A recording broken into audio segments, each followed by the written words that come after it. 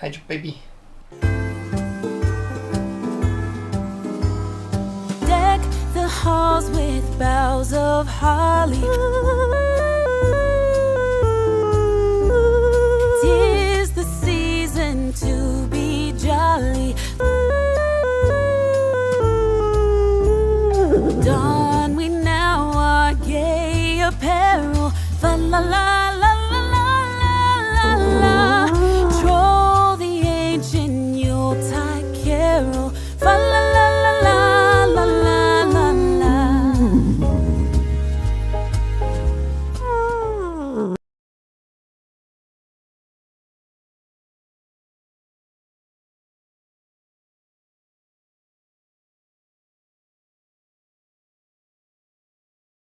There you go. I'm now unmuted. Welcome everybody to, I said a special stream, but I didn't mean it because this is basically a typical Tuesday stream with a slight difference because we have a special guest, my friend, introducing.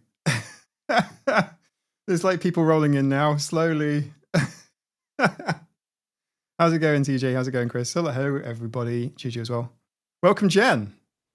How's it going? Heyo! How's everybody doing? Merry Christmas Eve. Merry Christmas to some of y'all. What's going on? I love your tree. Nice. Thanks. You know what? We've had this thing for forever. Somebody at the church gave it to me, and it's one of these old trees that you have to like put each individual branch in. And my husband was like, "Can we just get one that you could just like, you don't have to do that?" And I was like, yeah. So we did that. And then I was like, but I don't want to get rid of that one. And he's like, great, now we've got two. Yep. Yeah, we do. Oh, you're look, entertain the crowd for 10 seconds. I'll go get my tree. Hang on a second. This is our tree. Ready? Please tell me he comes back with a Charlie Brown tree. TJ, what's up? Jenny K says, hi, Mike and Jen. It's good to see you, this Jenny. This is our tree. This is it. Oh. So it's not great, is it, really? But we've had it for ages, and it's not exactly the best. There's no pictures on Instagram, but there it is. Now I'm like you. I love the fact that you just like are able to pick it up and walk around with it. That's incredible. Yeah, it comes in two pieces, and if you kind of grab it by the middle, it all just holds together just fine. But Nina, the tea fairy, did get me this. Nice. It's an actual plant. Oh, look at that. No, a live tree. Before our relationship does. Is that your love fern? Yeah, basically.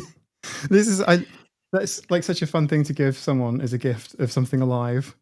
And go, here, you look after this. It was a bit like, here's a puppy. Merry Christmas. Here, Wendy, here's a couple of kittens. These must not die. No pressure. Have fun. Zebra was asking what time it is where I am. It is 12:30 my time, 12:33. I wish it was 12:30 as well. It's like 7:30. I had to think about it, even though it's the time every single week I'm here at 7:30. So who would know? Autism love language equals give somebody a tree. Mwah. Chef's kiss, Jonathan. Yeah. I recently received a orchid from the last guest that I had on, which was really sweet because I always thought that they were very finicky plants, and apparently they're not as finicky as I thought they were. They are relatively easy to take care of, but I thought I killed it because all the flowers fell off, and I was like, damn it, I can't keep anything alive. But then they came back a couple of weeks later, so that gave me a confidence boost. Is that what happens to orchids? They die away and come back? Because they just turn into an ugly stick and then they go in the bin, right? Or the compost or whatever. I almost threw it away, but I had faith, man. I had hope and dreams for this ugly stick. Strength of the heart. Sorry. There's some Trekkies here. Yeah, I have a question, Mike. It made me pair with my channel, and then it alerted me that mine is going live too. So are we literally doing this on... I'm a guest on Jen's channel as well. Hello, everyone on Jen's channel. I'm so sorry. I should have paid. I didn't realize this was like you were doing that. So hello, everyone on Neurodivergent. My name is Mike. Nice to meet you. I recognise everyone in the comments, though. So Yeah, I was going to say, I don't think there's anybody in my comment section that doesn't know who you are. But I just thought that was weird. I wasn't prepared for that. There was no way for me to bypass that. So hello, everybody on both of our channels. If you don't know Mike, let me know. We'll give him a proper introduction on his own stream. Jen. Yeah, exactly. Well, this is Jen. Jen makes some fabulous content. What was the first thing I saw of yours, Jen? Bit of mutual appreciation going on. I don't know I can't remember the first thing, but I remember watching about, 20 million times your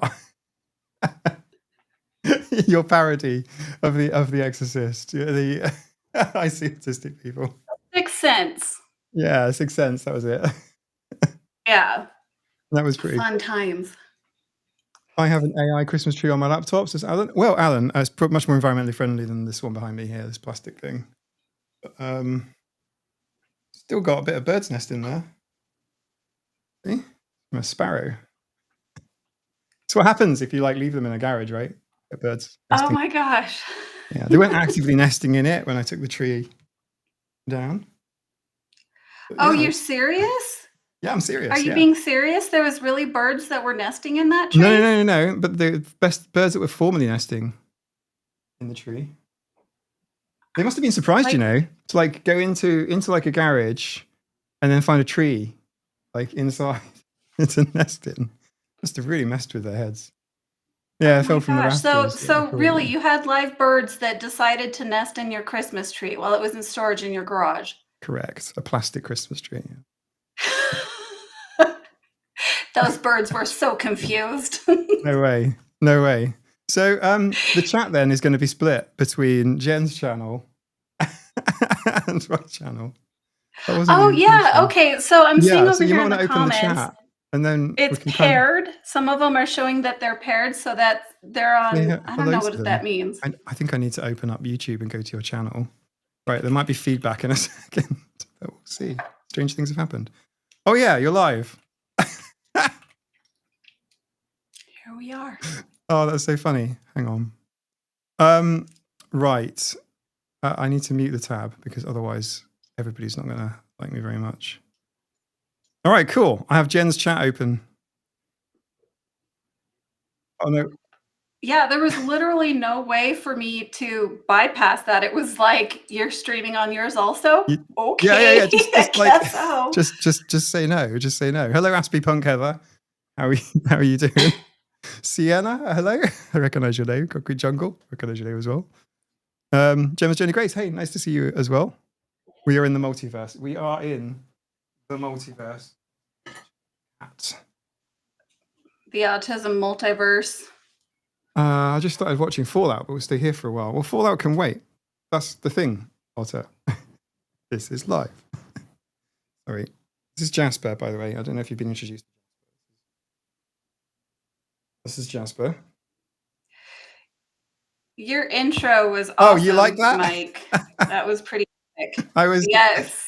How long did it take you to put that together? About 20 minutes or so. 20 minutes, half an hour. Yeah, but my editor kept crashing. So I, had to keep redoing it over and over and over and over again, which is why it's kind of a bit janky. But I thought it'd be fun. I was tempted to put it up as a short, but you know what YouTube comments can be like, Jen. And I imagine I'd probably be reported for animal cruelty or something if I put it up as an actual video. People would be like, go knock down his door. He's horrible. I had some interesting emails, and I don't think they were actually trolling, but it was from my Hydra Rising music video where the kittens were headbanging. But that's just a little editing thing where I just played them nodding a couple of times over and over again, sped it up. Some people thought, no, you can really hurt a cat if you make them headbang to 80s hair metal. I'm an expert in disclaimers. I saw your video. You should have just put a disclaimer at the end of that. I watched your video.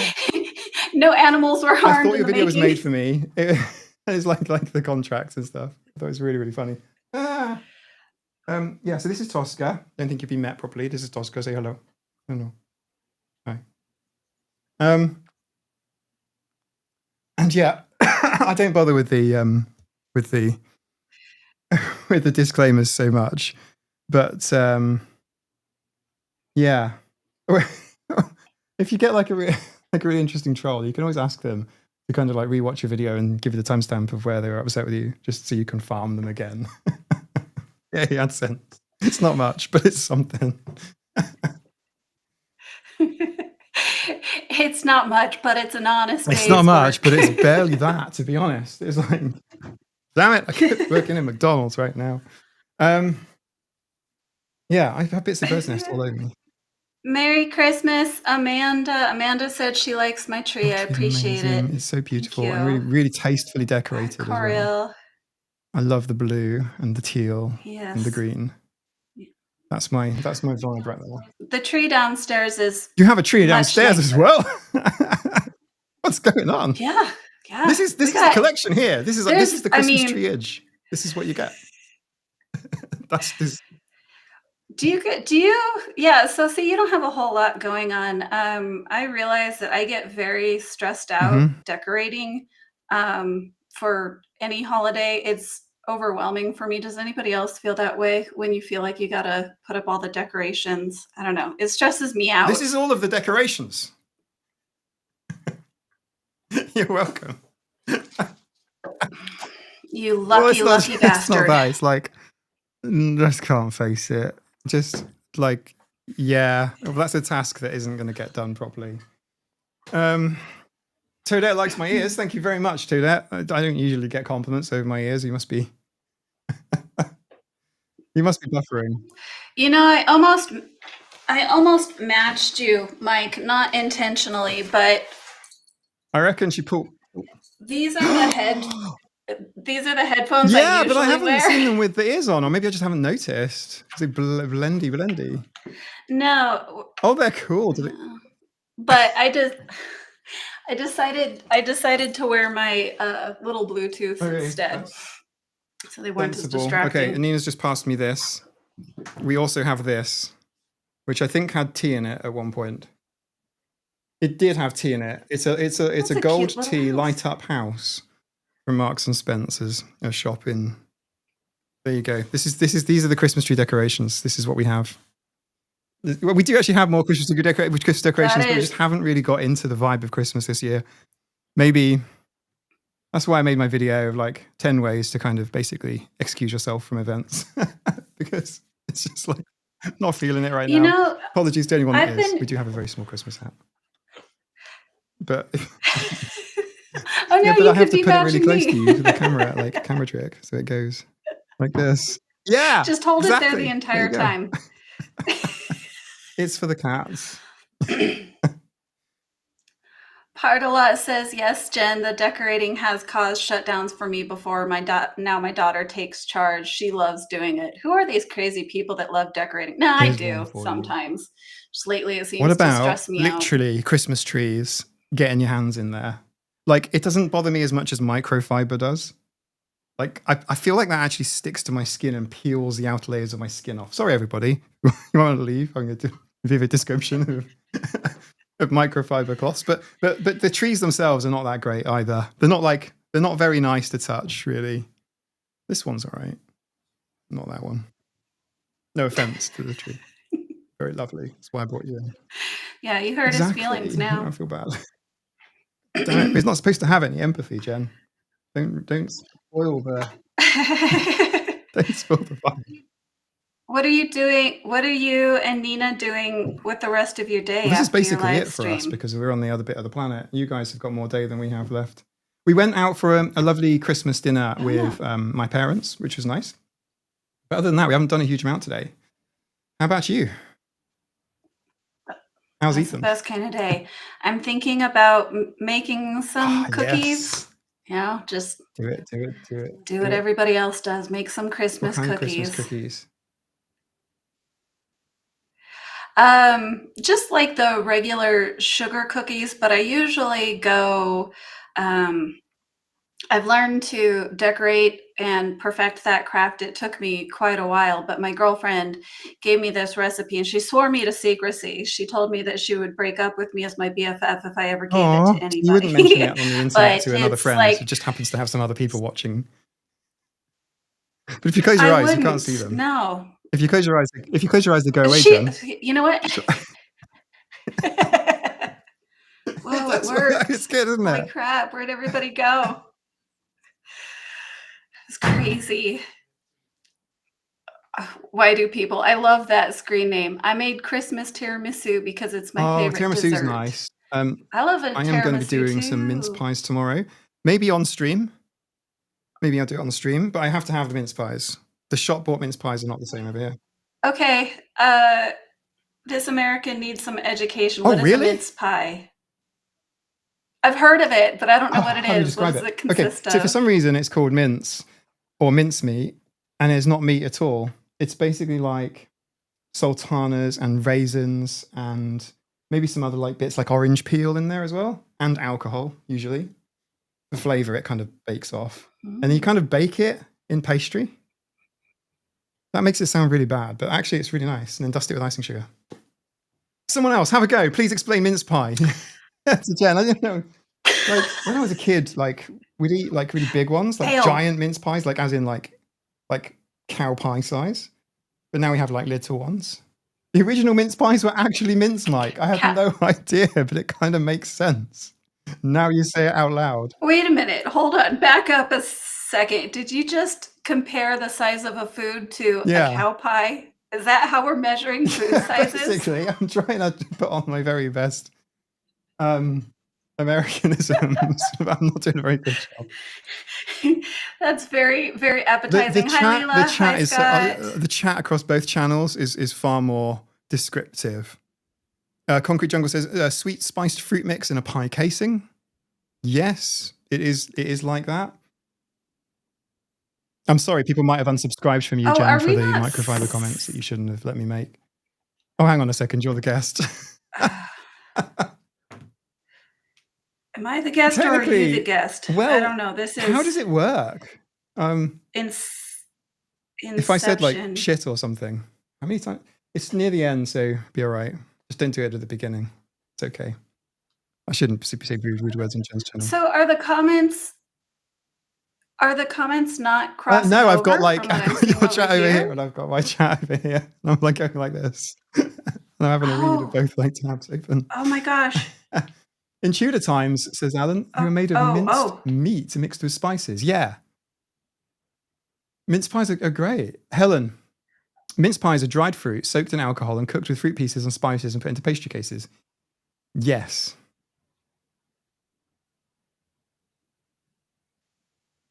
They did better job. Okay, I've pulled up my chat now too. So I apologize to everybody for ignoring you on my chat. I don't know what I'm doing. Yeah, I did. We weren't supposed to be going live on Jen's channel, so bless you if you're there. Stay for any adverts that might play. It's really, really handy to know. They really do. They do help. They do cover the electricity. So they had a lot of spices to stop the mincemeat going off. Oh, so it's rotten meat, Jenny? Is that what you're saying? What is rotten meat? Mince pie, the Christmas pie. Well, that's what it sounded like to me. If you don't eat a cat or a dog, don't eat a pig or a cat or a dog. That's what I would have thought. Cute cats of Istanbul. But yeah, well, rotten or not, I'm a vegan, so it's just got fruit in it and alcohol, but not really much alcohol because the alcohol is like boiled off. It's just like flavoring, and it goes into a cased pie. Wait, is Jen's live for subs only? No. Jen's live, like here. Let me put it in the chat. It was made to stop it going off. There you go. There's the link to Jen's stream. I'm so sorry, Jen. I love it. This is good stuff. And you should change the description as well, because the description needs changing on your channel. You need to change the description of the video. What do I? Okay, right. So where was I? Oh yeah, that's right. Rotten meat. Yeah, rotten meat. That was it. It's perfect conversation for Christmas Eve. Yes. Rotten meat. Sorry. Earlier, I saw TJ said that he made some kind of an abomination of TJ made amazing Christmas cookies. And now I really... Yeah, TJ's lying. He showed us the pictures of the cookies he made, and they're all amazing. Yeah. Really? So TJ, Yeah. quit TJ's lying. amazing. Sorry, but I'm going to switch over there. It's Amanda. Okay. See you there. Bye. It's like the Twilight Zone. So like you'd leave like one house and then like walk into the, I don't know why you would, but just imagine you did. And it's like exactly the same room. Like, yeah. Yeah, exactly. Oh, How did this exactly. happen? Fine, Amanda. You're going to see something totally different on my channel. It's going to be a completely different conversation over there. It's probably like a second delayed or something. Amanda, I don't like the real trees. They poke me too much. Yeah. Yeah. Why do we bring trees in, by the way? What's the deal about trees? Oh, this is a good question. I bet Google has I an bet it does. answer I for bet we've got that. like 50 people run like going Right. But, you know, I always love asking questions in my live streams. And then it's just like, literally, we're serving an entire community of autistic people. And it's just like they are Google. Our chat is Google. I think we I can don't go. need Google. I've got our Google's autistic trained on our chat. chat. That's what it is. Because honestly, like Yeah. between everyone, like the sheer sort of knowledge base is kind of off the charts. I'm not going to lie. Like TJ said. All right, let's see here. It says the tradition of decorating Christmas trees stems from the ancient pagan practices where evergreen trees symbolized eternal life and was later adopted by Christians in Germany, where the practice of bringing decorated trees into homes during the Christmas season first became popular. The evergreen nature of the tree represents the everlasting life of Jesus Christ, while the decorations often reflect the story of his birth, and the star on top represents the Star of Bethlehem. So there you go, Christians. We went from paganism to Christianity. Via trees.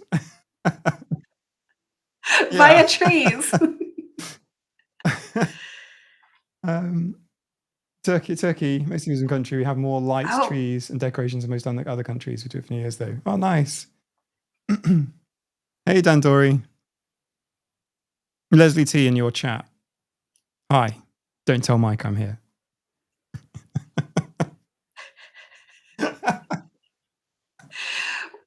Russell asked, are Festivus polls still a thing? Okay. Wasn't Festivus, that's not a real thing, right? That was just off of... What's that sitcom called? Seinfeld. Yeah, right? Festival for the Rest of Us or something like that. Yeah. Oops, sorry.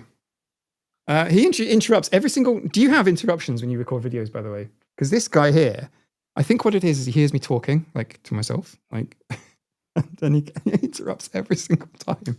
Every single time. Oops. Oh, yeah. I've got my dog. Gosh, you're making me jealous with all of your animals. Do you want one? I should have Ethan go get one of my chickens. No. Yeah. Here, hand it over. I'm in the other room that looks just like yours. I can see his face on your channel. It's funny. Okay. Amanda Seacrest on your chat is saying, click the like button. So if you wouldn't mind. And so it's just... Yes. Click the like button and then go back to Mike's and click his like button. How many creators can we do this with? Like, people? That's a really good question. Yeah. Right. Where are we at? Sorry. We need to drag Quinn on Quinn. Quinn has recently posted a picture of himself wearing some glasses that say... Quinn posted a picture of himself in a really lovely jumper or sweater and a really lovely Christmas hat, one that fits his head like yours and mine does, you know, this sort of thing. And some glasses, Christmas glasses, really pretty ones, kind of like Elton John glasses. And it says, ho, ho, ho. And Quinn's gone through quite a hard time this year, as well as, you know, the last sort of month or so, which is why he hasn't posted videos for the last few weeks. But I did comment and I deleted it. I said, hey, Quinn, I said, you can be my hoe anytime. And then I deleted it. Because I thought, actually, I don't know how, because we have a very literal audience. So, Yes. Yeah, you know, you gotta be careful with that. I did like I know you remember this because you were mad at me when I did my April yes. Fool's Yeah, joke you actually video. got me there. And I don't know what, you are actually a really good actress, like an act, like that was horrible, Jen. Like, Yes. So for anybody that hasn't horrible. seen it, it's you would have to go to my website to see it. But basically, I acted like I was having some beef with some autistic creators in the community, like Mike and Orion and Claire. And I carried it on pretty seriously for a while until I was like, April Fools. For quite So, a few, anyways, getting back to quite a few everybody being minutes. literal, I looked I at walked. this. Yeah, I remember. Do So I what? picked up your video in here. I think, yeah, it was on my phone, and I picked up your video here, and I'm like, hey, oh, that's funny. You know, it's a Jen video, whatever. And no, you know, I wasn't trying to say like it's just like it's a Jen video. Standard. My expectations are like this is Jen, and I'm like something's not right. something's not right. Something's not right. Let me check the day. Yep. Pinch But myself. I went and I looked at my stats after that in the YouTube studio, and it was like you've lost like 10 No. subscribers. people were like, no, thank you. Please do not play with my emotions like that. No. I found the picture of Quinn. That's it. Ho ho ho. See? Or in the camera right now it says oh. Like it's a confused Santa. Oh, it's magic. Where's Chimney? It's over there. You know, that sort of thing. That was properly yeah, that properly spooked me. I started making a cup of tea, and I had enough time to actually make a cup of tea and sort of walk back with it. Then I sort of realized, okay, yeah. But you had me there. And when I suggested, so I did like 10 rules for, you know, surviving a neurotypical Christmas video. And rule 10 was basically get a dog. Because I said neurotypicals love dogs, and you can use it as an excuse. I've got to let it out for a wee. I've got to go walk the dog. I've got to like attend to the dog, right? And then I said, if anyone wants to borrow Maisie, Yeah. how many people have contacted me to ask, are you serious? I live, you know, 50 miles away. Can I please borrow Maisie? I've had 2 Instagram TMs and 2 emails, and I will get back to you if you're watching this and you sent me one of those. It was they're all so sweet. They're all so sweet. And yes, actually, I genuinely would lend Maisie out. She's solid, but it's like we take everything literally. So yeah, it's just so funny. It's so funny. I'm like, oh, I got a message. And it's like, oh, if you don't mind, I can walk her. You know, I have to get a train, but then oh. Like Sisterhood of the Traveling Pants. It's Sisterhood of the Traveling Maisie. It is now. exact self-aware pants. Although I've never seen that movie, so I don't know what it's about. But Maisie's self-aware, so now a bunch of people are wanting to sign up for the wait list. The Maisie wait list. I can bring her to England and people can pet her. How about that? You have to be in England, not America or Australia or any of these exotic countries. You have to be in the original one. You have to be in the level 1. Countries. You have to be in like level 1, like the starting area. You know what I mean? Like this is, yeah. Yes, home base. Hi, Sean. Your partner is in the other room. I don't know if you want to. Sorry. Okay, so I'm sorry. I'm not doing a very good job of keeping up with my comments, but thank you, everybody.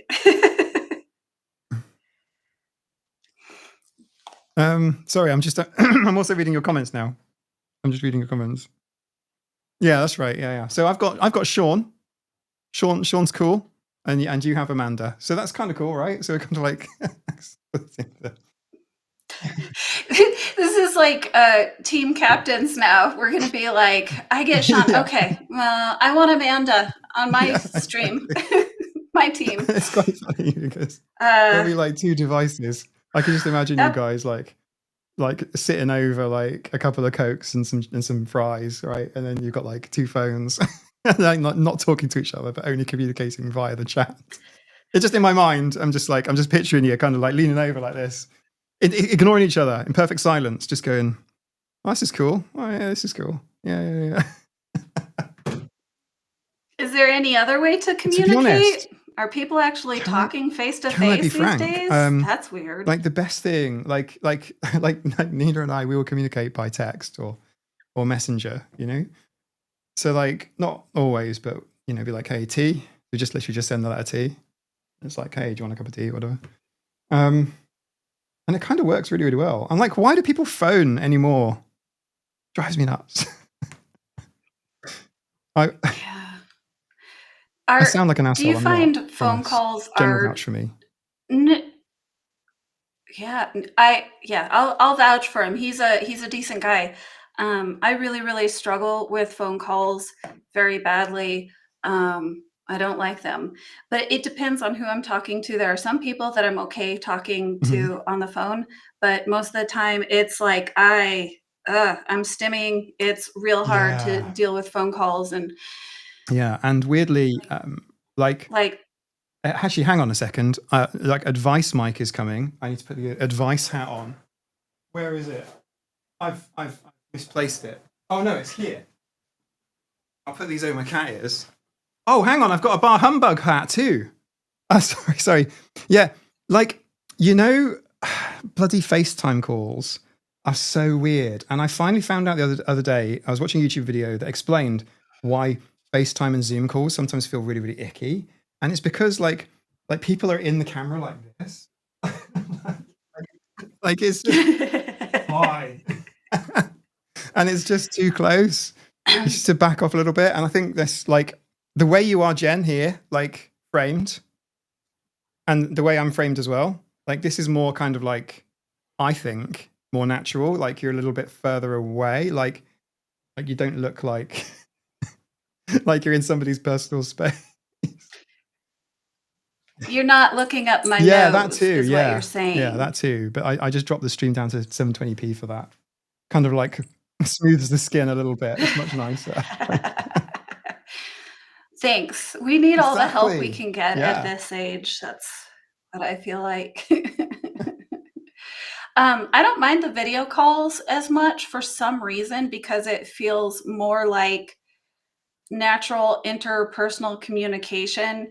But on just a regular phone call, you know, I'm doing that autistic thing where I'm interrupting and is it my turn to talk? Is it your turn to talk? Like, are we done now? Like, okay, goodbye. Or I'll end up just being silent because I'm thinking about what they've said or something.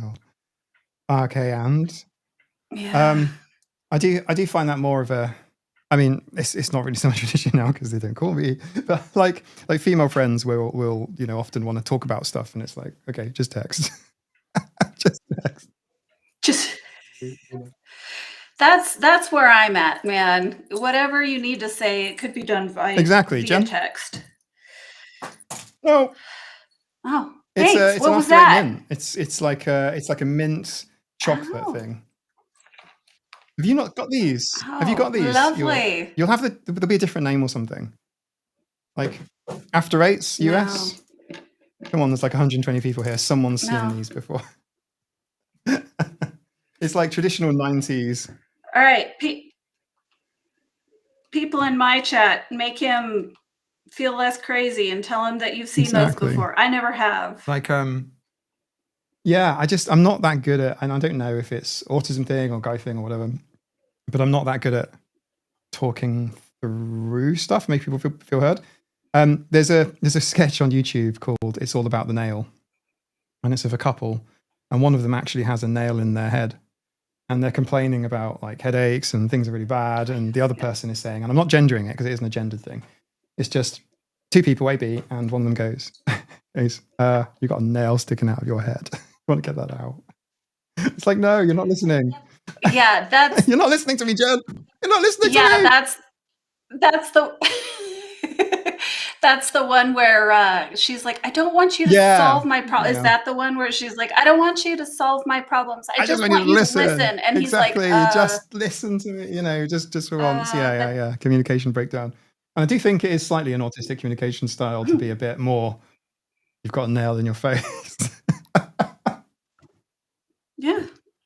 Yeah, we are logical and we want to problem solve a lot of the time. And honestly, it is kind of more in the neurotypical world. It is more common for women to want to, just be listened to and heard. And again, I'm not gender stereotyping either, but it is more common for women to say, I don't want a solution. I just want you to listen. But then in the autism community, I think we're all more like the guy side of that, where we're like, well, listen, what you need to do is, but I think most of us have learned by now to try to listen. So do you think that autism is a sort of an extreme male brain, would you say, Jen? Oh, Lordy. Who's It's not my words. Not my extreme words. male brain theory? What is Simon his name? Baron-Cohen, professor. What? Yeah. Yes, Simon Baron-Cohen. I don't think he means anything bad by it. But, I don't either. But it's like, I read the study again recently, his systematizing, empathizing one. This is beginning to sound a bit nerdy, but I don't mean it that way, unless anyone wants to be nerdy. And it's like the idea that men are more, this is binary, by the way, so like men are more systematizers and less empathizers. And then women, females, again, binary, is the more empathizing and less systematizing. But then part of that study, part of the issue with it, and it probably needs to be redone really, is that it doesn't account for the fact that the systematizing that they're looking at is effectively people that are software engineers and male, and going, oh, that's the kind of thing. But women can systematize in other ways. It doesn't necessarily mean, like a lot of traditionally female hobbies are not really seen as systematizing. Organizing a yarn collection wouldn't count, I don't think. But Leslie, I see saying. you. She said, don't tell Jen I'm back in Autistic Cat world. Oh, hey, I see you, Leslie. Welcome back to Autistic Cat world, Leslie. Next thing I know, Sean's going to be in my chat and Amanda's going to come back here. Yeah, we're going to cause a relationship breakdown. These are tough times. We're going to have to learn to listen to each other. I don't want a solution. Exactly. I just want you to listen. We're just... Sean told on Leslie anyways. That's because we have a spy in each Leslie, camp. You're on timeout. Yes. Oh, some people are in both. How are we managing this? Toffel, how are you in both? Taking the audio from you just have Toffel. Oh, I see Toffel. When Baron Cohen affirms your gender identity, or yeah, fair enough.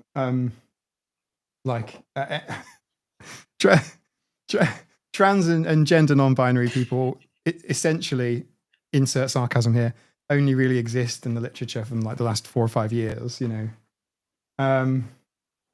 which must feel really shit, because even when I look at stuff about autistic people, it's all really bad. A lot of the time it's so pathologizing, but unnecessarily so. Yeah, it's just like some things just don't need to be pathologized. Mm-hmm. Like, routines have function. Like, yeah, don't get weird about it. That's a tough one. We've really got a long way to go with that. We're still, because it's not a pathology. There's nothing wrong with me. If I had cancer, there would be something wrong with me. But just having a different style of thinking, that's not something that needs to be pathologized. Yeah, totally. And I don't have an extreme male brain. It's just like medium male brain, just not too extreme, just medium. Yeah, a good example. I'll tell you a quick story. So today Nina and I went to lunch with my parents, and we booked a new restaurant that had recently opened in town. Saber, seriously, this is what he does during my videos. This is all the time. And I have to...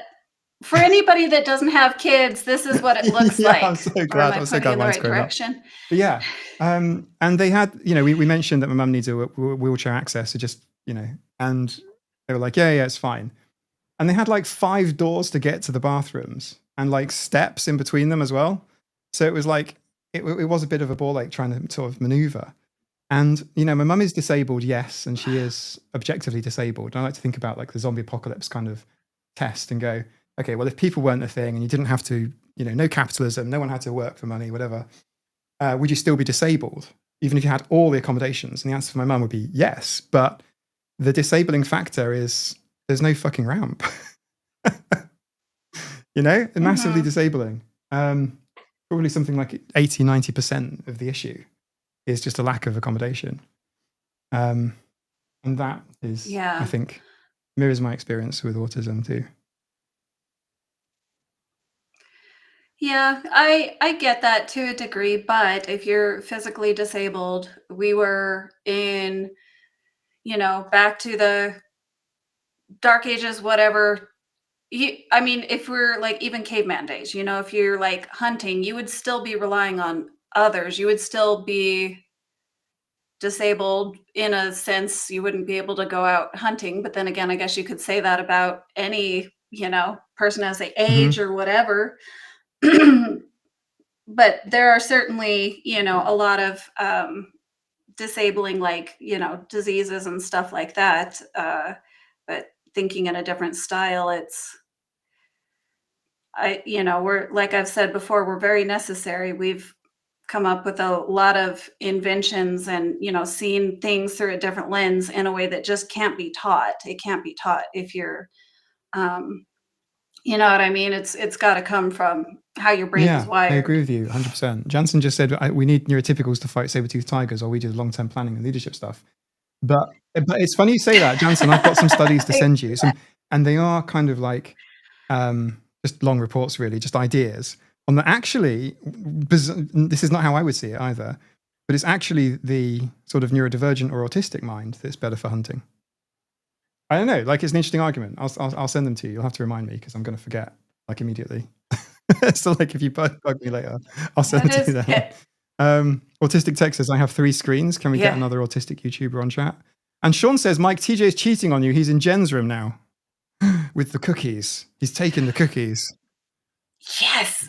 Jen's like, yes. Like, what's it, the upside down? Is it Stranger Things? Jen's like the other universe. Yes. Like a female me, but like in a dark land. Why am I the upside down? How do we know you're not the upside down? I could be the clone. Yeah. Who's the upside down in this scenario, guys? Inquiring minds want to know. What's your safe show? Mine's the first. Quinn needs to come, or Meg. Yeah, 100%.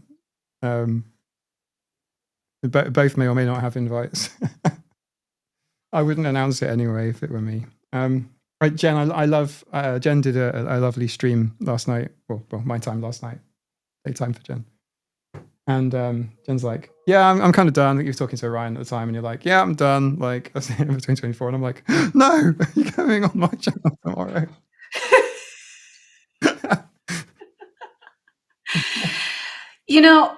Yeah, I didn't mention anything about coming on this stream in mine just because I didn't know if you wanted it to be a surprise or, what you had planned for that. But it's funny because last night when I was doing my stream, I listened, I was thinking about those cards because you know how we like to perseverate. Basically last night, for those of you who weren't there, I literally played a game with everybody. And so I was reading out cards, and then we were trying to figure out like how you would rank these catastrophes from like least threatening to most threatening. And of course, after I got off this stream, because our brains are always, just perseverating, I was like, oh no, I'm rethinking all the scenarios. And I'm like, no, I would have said this differently. That seemed more threatening. Actually, if you add this factor into dogs it, are no longer our best friends, but our worst enemy. Yes. Or a group of disappointed dads. It's quite funny. It was good times. It was TOEFL. I think Dana might be live now. Is Dana live? Dana needs to come on. Come and join. Give Dana a prod and say, ping me, and I'll send her an invite link. We can say hello. It'll be Christmasy. Wolf wants to know if either of us know any foreign languages. I am fluent in Pig Latin. So what about you, Mike? That was incredible. Basically, what you just said to me is that you can cast spells in Hogwarts. No, I can just get by in different languages. I know swear words from Malaysia, and that's basically it. And mein Deutsch, ich think, so good. I was born in Germany, but here's the strange experience. You're born in Germany, right? And everyone you speak to, like the shopkeepers and everything, they all switch to English straight away. And there's this little fight of who's going to speak whose language. And they always win, and they always speak English perfectly. Just with a slight, we want to see your documents, kind of like a accent. But it's amazing. Everyone can speak English in Germany, nearly everyone. And then you never get a chance to practice.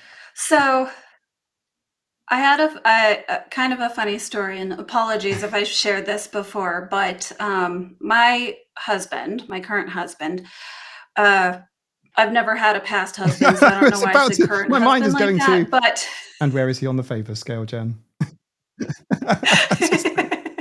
He's dead. No. Don't worry about it. Don't ask too many questions. Someone said that to me at an animal shelter I worked at, and she said that it's her fifth husband or something. And I said, don't think bad of me, everyone, because you're not getting the full context. You are, actually. But I said, are they all under the patio? And she just laughed like Ursula the Sea Witch. And it's stuck with me. It stuck with me to this day. How do you outlive that many? Well, with that crazy... Sorry, carry on. Your current husband. Yeah. Well, okay. So my current husband that I currently have, we'd been together for like 6 or 7 years by the point, I'm telling this story. And we were in a clothing store, and he ran into a friend that he worked with, a couple of years ago. And he just starts speaking fluent Spanish to the guy. Where did that come from? And I was like, you speak Spanish? Yeah. And he was like, oh, yeah, forgot to mention it. We've been together for like 6 years. And he just runs into somebody at this store and just starts speaking fluent Spanish to them. It's like, what other, do you got bank accounts? I don't know about what other hidden accounts you offshore got. Bank accounts. In foreign jurisdictions, right. International man of mystery. That's amazing. Shuffler says the husband of Christmas present. Yeah, exactly. That's phenomenal. Sorry. Oh, somebody's. I also spent a chunk of this morning looking up some Klingon vocab. Yeah, they actually have a full language for Klingon. It's great to be able to say stuff that other people can't hear sometimes, like a superpower. It was another family meal out, and we were at a Chinese, well, actually it was a Chinese restaurant, it's probably a bad place to do it. And talking with my mum, who, she had a brain aneurysm about sort of 15 years ago. But I started swearing in Malaysian, and she just sort of immediately came to life, and she's sort of like going, no, Michael, stop it, you're so rude. I'm like, no one can hear us. No one understands. And my dad's like, the waiter's Malaysian. I'm like, oh shit. Ooh. Yeah, I've done that before. I think I was in an elevator one time, and I said some swear words in Spanish, and the dude next to me just burst out laughing, and I was like, awful. That's really bad. I don't know. Yeah, because that's my way of just like Jen's faux pas in the elevator, or a really loud fart, because like it's worse. I think, Jen. The fart would be way worse. What you did was worse. Yeah. No way. Not like even. No, if it's loud. I think that's what. But it might not just be an auditory thing. I mean, that's assaulting a couple of senses. Yeah, fair enough. No, thank you. Got a couple, yeah, minimum 2 senses. Minimum 2 senses. Well, now we need to start playing Would You Rather. That'll be the next stream we do. We could play a fun game of Would You Rather. Okay. That would be fun in the Right. chat. I can run a Much poll simpler. on this end. That's awful. We'll need to plan this we'll again. plan this again. We'll plan Would it You in advance. Rather. I'm really sorry. I will also suggest something as well. I'll tell you a bit about the inside of my head. It seems to work on some of my YouTube videos. Some of you seem to like it. I don't know why. But like I asked Jen if she wants to hop on the stream. I've done it before. I think I've given you like a couple of hours notice before, I think. But it was like yesterday. I'm like, hey Jen, do you want to like join me? It'd be really cool. Yeah. I think that's the ADHD playing up there. I think that's the novelty seeking. I think. Gotta be. Mm-hmm. It's gotta be. You've got like, are you seriously having like 5 streams tomorrow? 3. You've got like quite a few. So I'm doing 3 streams tomorrow, sort of throughout the day, sort of spaced apart. Which hopefully should cover. I can't really say sort of morning, afternoon, evening, can I? Because it depends where you are. But there will be a stream. There will be a place if you guys want to hang out. If you come, that'd be great. If you don't, that's cool too. You'll be happy if you're not there. But there will be a minimum standard of entertainment available on the day. I guess is what I'm trying to say. There'll always be something for you. Or do something. Doing the Lord's work, man. When's Thomas getting on your chat? Elliot Cooney Fisher, not a name I know. It's a potential sub there. Nice to meet you, by the way, on Jen's channel. When's Thomas getting on? I should definitely do something with Thomas. Yeah. I went to the gym with Thomas, Jen. Like it was the day after we spoke in the park with Quinn. I was in the gym with Thomas, which is so not me. He's like, "You want to go to the gym?" Not and me I'm like, either, man. Not really. it's like. But I took my stuff with me, and he's like, "Do you want to? Are you sure?" Like, he's like, I could tell he really wanted to go, so I'm like, "Come on, let's do it. Let's go." And he's like, "Oh no, we don't have to." I'm like, "No, go on, damn it, we're going to go." Yeah, it's for the content, man. The things we do to entertain you guys.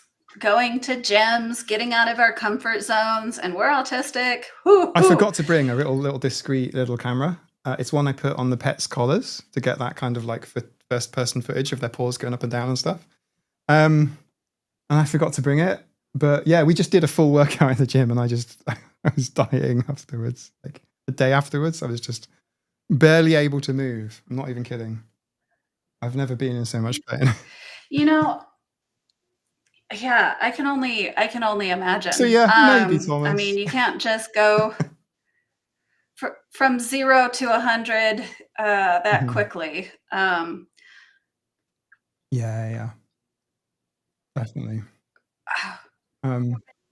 Corbin Dallas. It's a hell of an advertising line. Minimum standard of entertainment. Set your expectations low, and you'll be happy. You'll be pleased. Like, exactly. Like if we bake mince pies, they won't be the best mince pies you've ever seen. I guarantee they won't be the best mince pies you've ever seen. I mean, I've never seen. I've never seen one. I will make mince pies because I got the stuff today from the shops. They were heaving the shops today.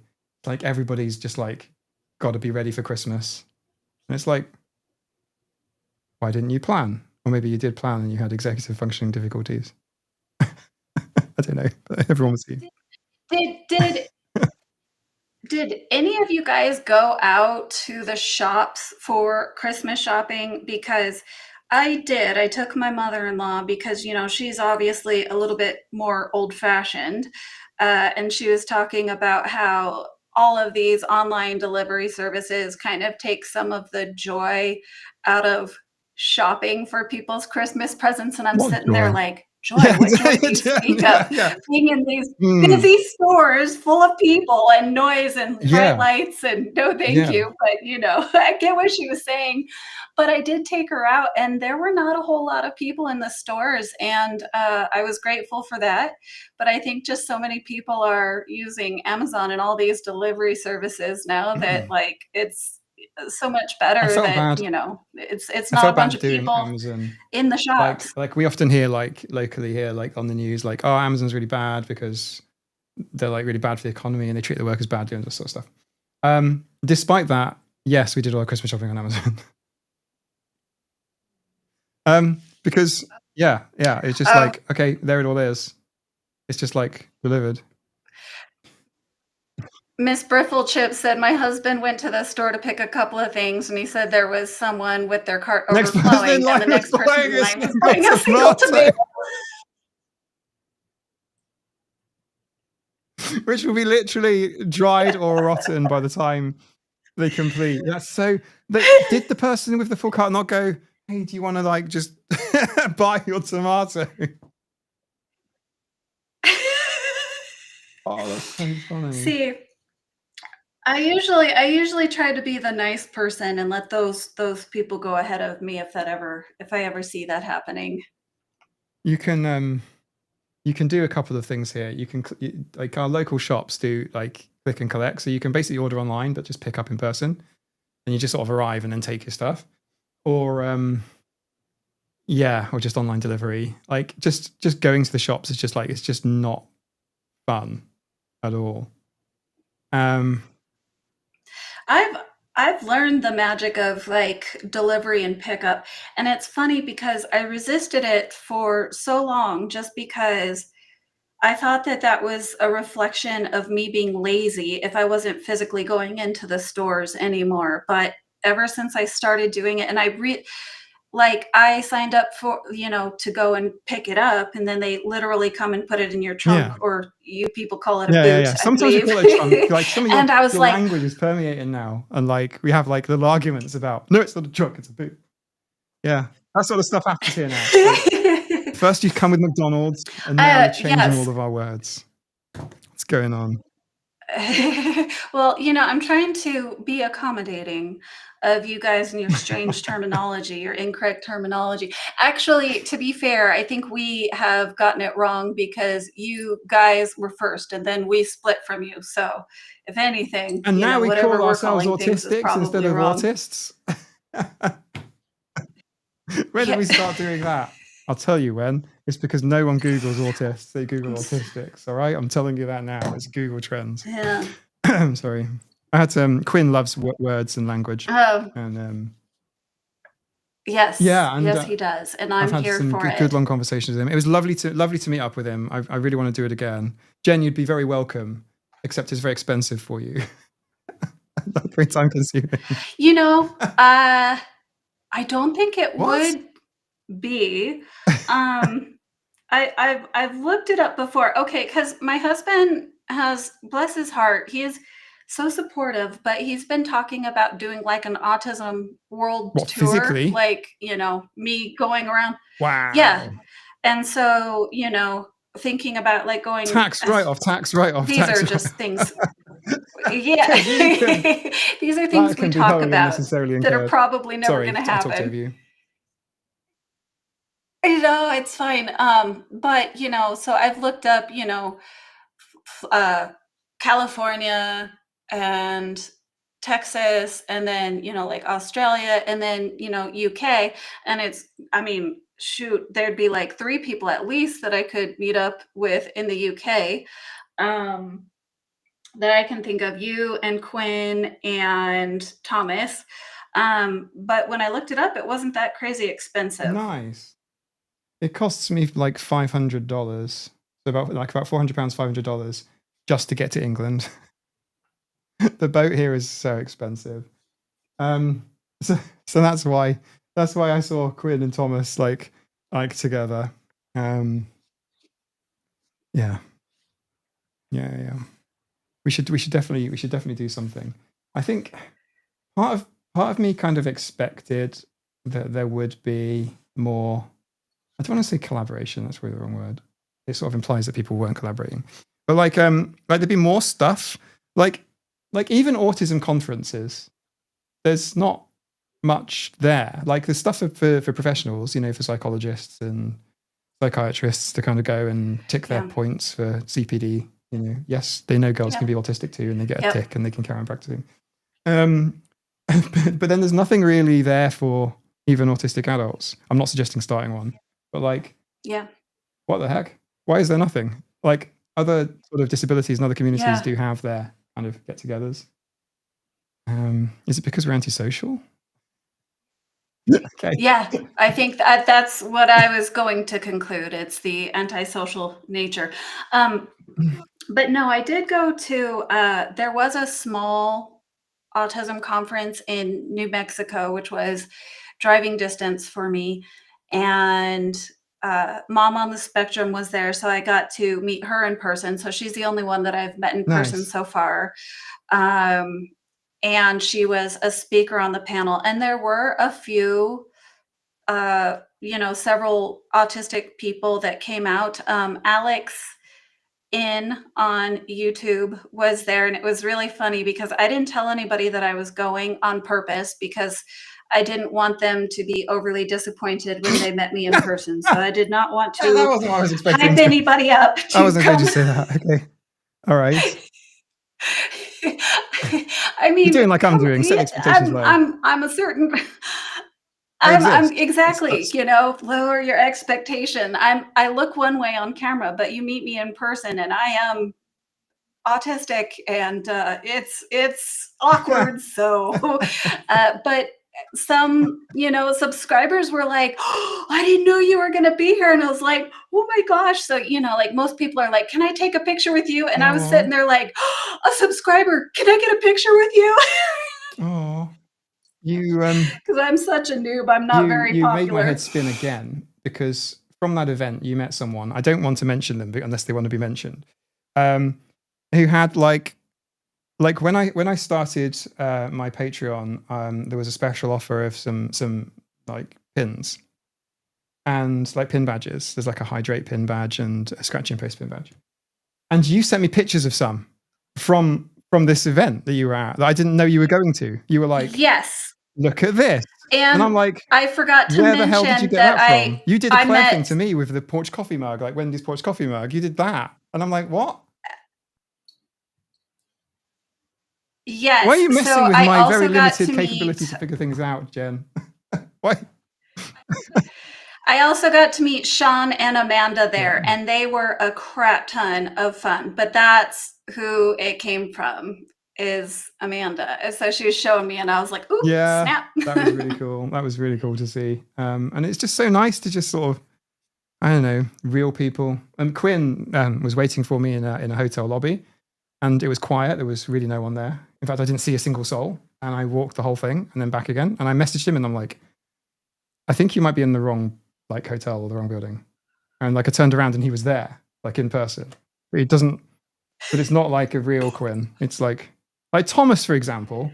Thomas is like 10 foot tall and walks like a bloody gazelle, like, and just keeping up with him. You know what I mean? Like we walked for like 5 miles or something, and I'm not joking. And it's like, and it's the first thing Thomas said to me. The very first words out of his mouth were, "Oh, you're taller than I thought." And I'm like, "Yeah, you too. What's going on?" Oh, that's right. You can't see our legs. Yes. Jen. Yes. There's Jen, that. Claire, Thomas, Chris, me. You just don't see legs. So you don't know how tall people are. Elliot says, Jen, by the way, we, meaning my mom and I, have this live on our TV. Like, we love the squad for real. I love the squad too. Nice. Hello, Elliot. And Mom. Toffel said, you have legs? Toffel, Question mark. Yes, all 3 of them. Jansen says, good news. I heard Autism Speaks Canada is closed down too. Yes. Although it's true, Autism Speaks Canada is winding up, but they've also passed some legislation in the US. And I did read the bill, which has got this weird name, which I've forgotten, but it's a really strange name. And most of it is just bringing stuff up to date that has been previously passed in the US. But I'm always a bit kind of like suspicious, if that makes sense. I'm not very trusting of Autism Speaks. Yeah. Well, I wonder why. I wonder why. Because we've been burned in the past.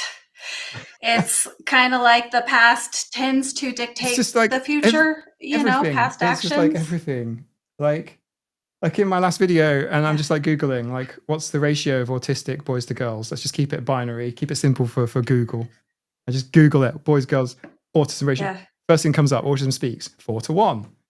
You're a bit out of date, guys. Yeah. And it's like, okay. Yeah. But yeah, anyway, a lot of stuff on the AS. They're not a great source, but they are used as a source for so many people, so many organizations. We use them as a source. We don't really see too much of that sort of in the British Isles, Jen. You're pleased to know.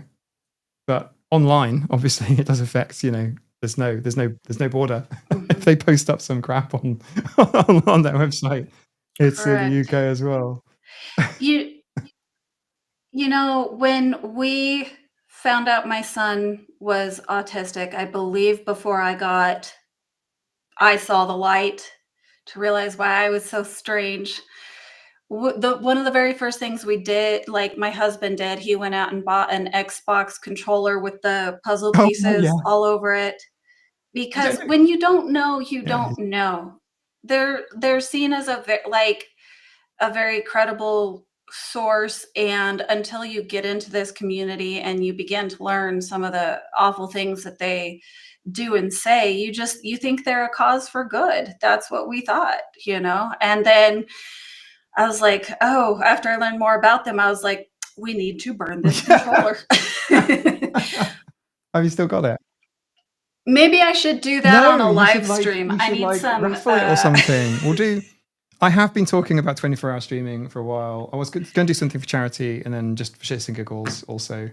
I don't know. I've got like a little accumulation of things I've used on videos, like little props and things. Like they could all be like auctioned off for some good cause, maybe. Amanda said she's heading out. I just wanted to say goodbye, Amanda. I didn't see that because Amanda's not in this chat in front of me right here. She's in the chat here, right here. See you, Amanda. I thought you said you were going to Turkey. Oh my goodness. Okay. Sorry. It's really tiny. Like the font size is like really small. Lovely Rainflower Farm. I hope you get your heating back. Heating is very important. Get a big blanket. Elliot, Mum says hi, Mike. Hey. That's really fun. Like, no. Like from me, zoop to you, down across on someone's TV, to their mom, and then all the way back. That's amazing. Isn't that amazing? That like Exit 101 cat ears. No, I had no idea what you're talking about there. Autism Speaks always makes me feel uncomfortable. The whole autism mom thing. Yeah, there is that. I'm confused by the autism mom thing because I'm not sure where the autism dads are. There doesn't seem to be an autism dad culture. It's not like puzzle piece flavored barbecues or something. I don't know. Like puzzle piece bowling ball merch or whatever. I'm being very, very stereotypical, but I mean the barbecue's like legit. Like where's my puzzle piece barbecue, guys? Yeah, where's my puzzle piece fundraiser? And the sad thing is for me is I think puzzles are okay. They're not for me, but I know some people that like them, and then I'm dissing puzzle pieces now. I'll tell you, I had shared in one Facebook group that I was in that I didn't mind. Like I understood why the puzzle piece was bad as it relates to Autism Speaks and the notion that we are puzzling and we're not complete. However, to me in the beginning, I kind of wanted to personally embrace or at least be somewhat understanding of the puzzle piece for a different reason, because to me, it was the missing piece that came in to make a complete picture, because I had these scattered puzzle pieces all over my life of all of these different quirks and mannerisms and ways that I thought that, all these sensitivities and ADHD and autism and everything. And so it's like, then once I was diagnosed with both, it all came together to the make whole a metaphor picture. is being used now. I tried to. Yeah. You know, Right. Well, I but know what you mean. they were like, no mention of puzzle pieces in this group. And I was like, oh, okay, my bad. Not even if it's in an entirely different context. Like that was the story that I shared. And some of these Facebook groups, man, I don't even talk in them anymore because Oh, they're really? they're not friendly. I Yeah. mean, yeah, I mean, my parting notes, my psychologist, doing the sort of goodbye thing was very much like, avoid avoid social media stuff, like avoid if you see something about autistic parenting groups, maybe you might not feel Yeah. comfortable. Okay. She should have said, check out YouTube. YouTube's Yeah. awesome. You should have gone like, go to YouTube. Yeah. YouTube's on point. Like, I think we've got such a cool, I don't know, like landing that's the right term, but like we've got such a good collection of like landing pads. I don't know, but like it's a good collection of stuff here for people that are questioning. No, yeah, it's an entirely different culture on YouTube. Miss Pat says, "Oh, I got called ableist so many times. Very not helpful when trying to learn." And that's exactly right. And I do feel like there is a very different culture on platforms, like X, Facebook, uh, threads, whatever else, where people just want to like argue and fight. And I don't see that as much in the YouTube community. And I wonder why that is. But it's not helpful when people are just being so mean when you're just, we already feel rejected enough out there. Like I don't need it when I'm trying to find meaning and I agree belonging in with these you. groups too. So that was I that was agree with tough. you. I really agree with you. I found sort of TikTok, and to a lesser extent, because it's the same short form video. Because if you've created a short form video, you can post it wherever, like anywhere. You can, YouTube Shorts, Instagram, TikTok. Yeah. I don't seem to find it so much on YouTube. Maybe it's just the algorithm for me. But going on to TikTok, if you search, or when I search for the word autism, the first response, like suggested response, is autism meltdown. It's like, and then autism children, blah blah blah. Obviously, I clicked autism meltdown. I'm curious. A content creator. It's called research. I'm just going to click it, and then there's like tons of stuff on there of kids. Like you can see. I mean, I thought it was kind of made up. Like, so maybe some parent posted some video of their children having a very bad day, and no, it's a real thing. And there's an entire community over there, which feels quite large, and it's definitely larger than our communities here on YouTube. Of parents kind of like going, I see you're having a really hard time. But rather than kind of like turn the camera on themselves and then talk about how they feel parenting an autistic child, they're kind of like filming the autistic child and going, look at what I have to deal with. And I find that really hard to watch. Mm-hmm. Maybe because I sort of see maybe myself in some of those kids sometimes, maybe. Like, look, that looks like a little me or whatever. But yeah, some of it's quite hard to watch, for sure. Yeah. And Yeah. I wouldn't spend too long on there. I'm not sort of recommending it to people, but when you're looking for content, I'm trying to make YouTube videos, and you kind of have a little look, and it's like, whoa, that's a hot mess. It's literally like a hot garbage bin. Have a little look around there. Go, Yeah. close that up. It's tough because I think that there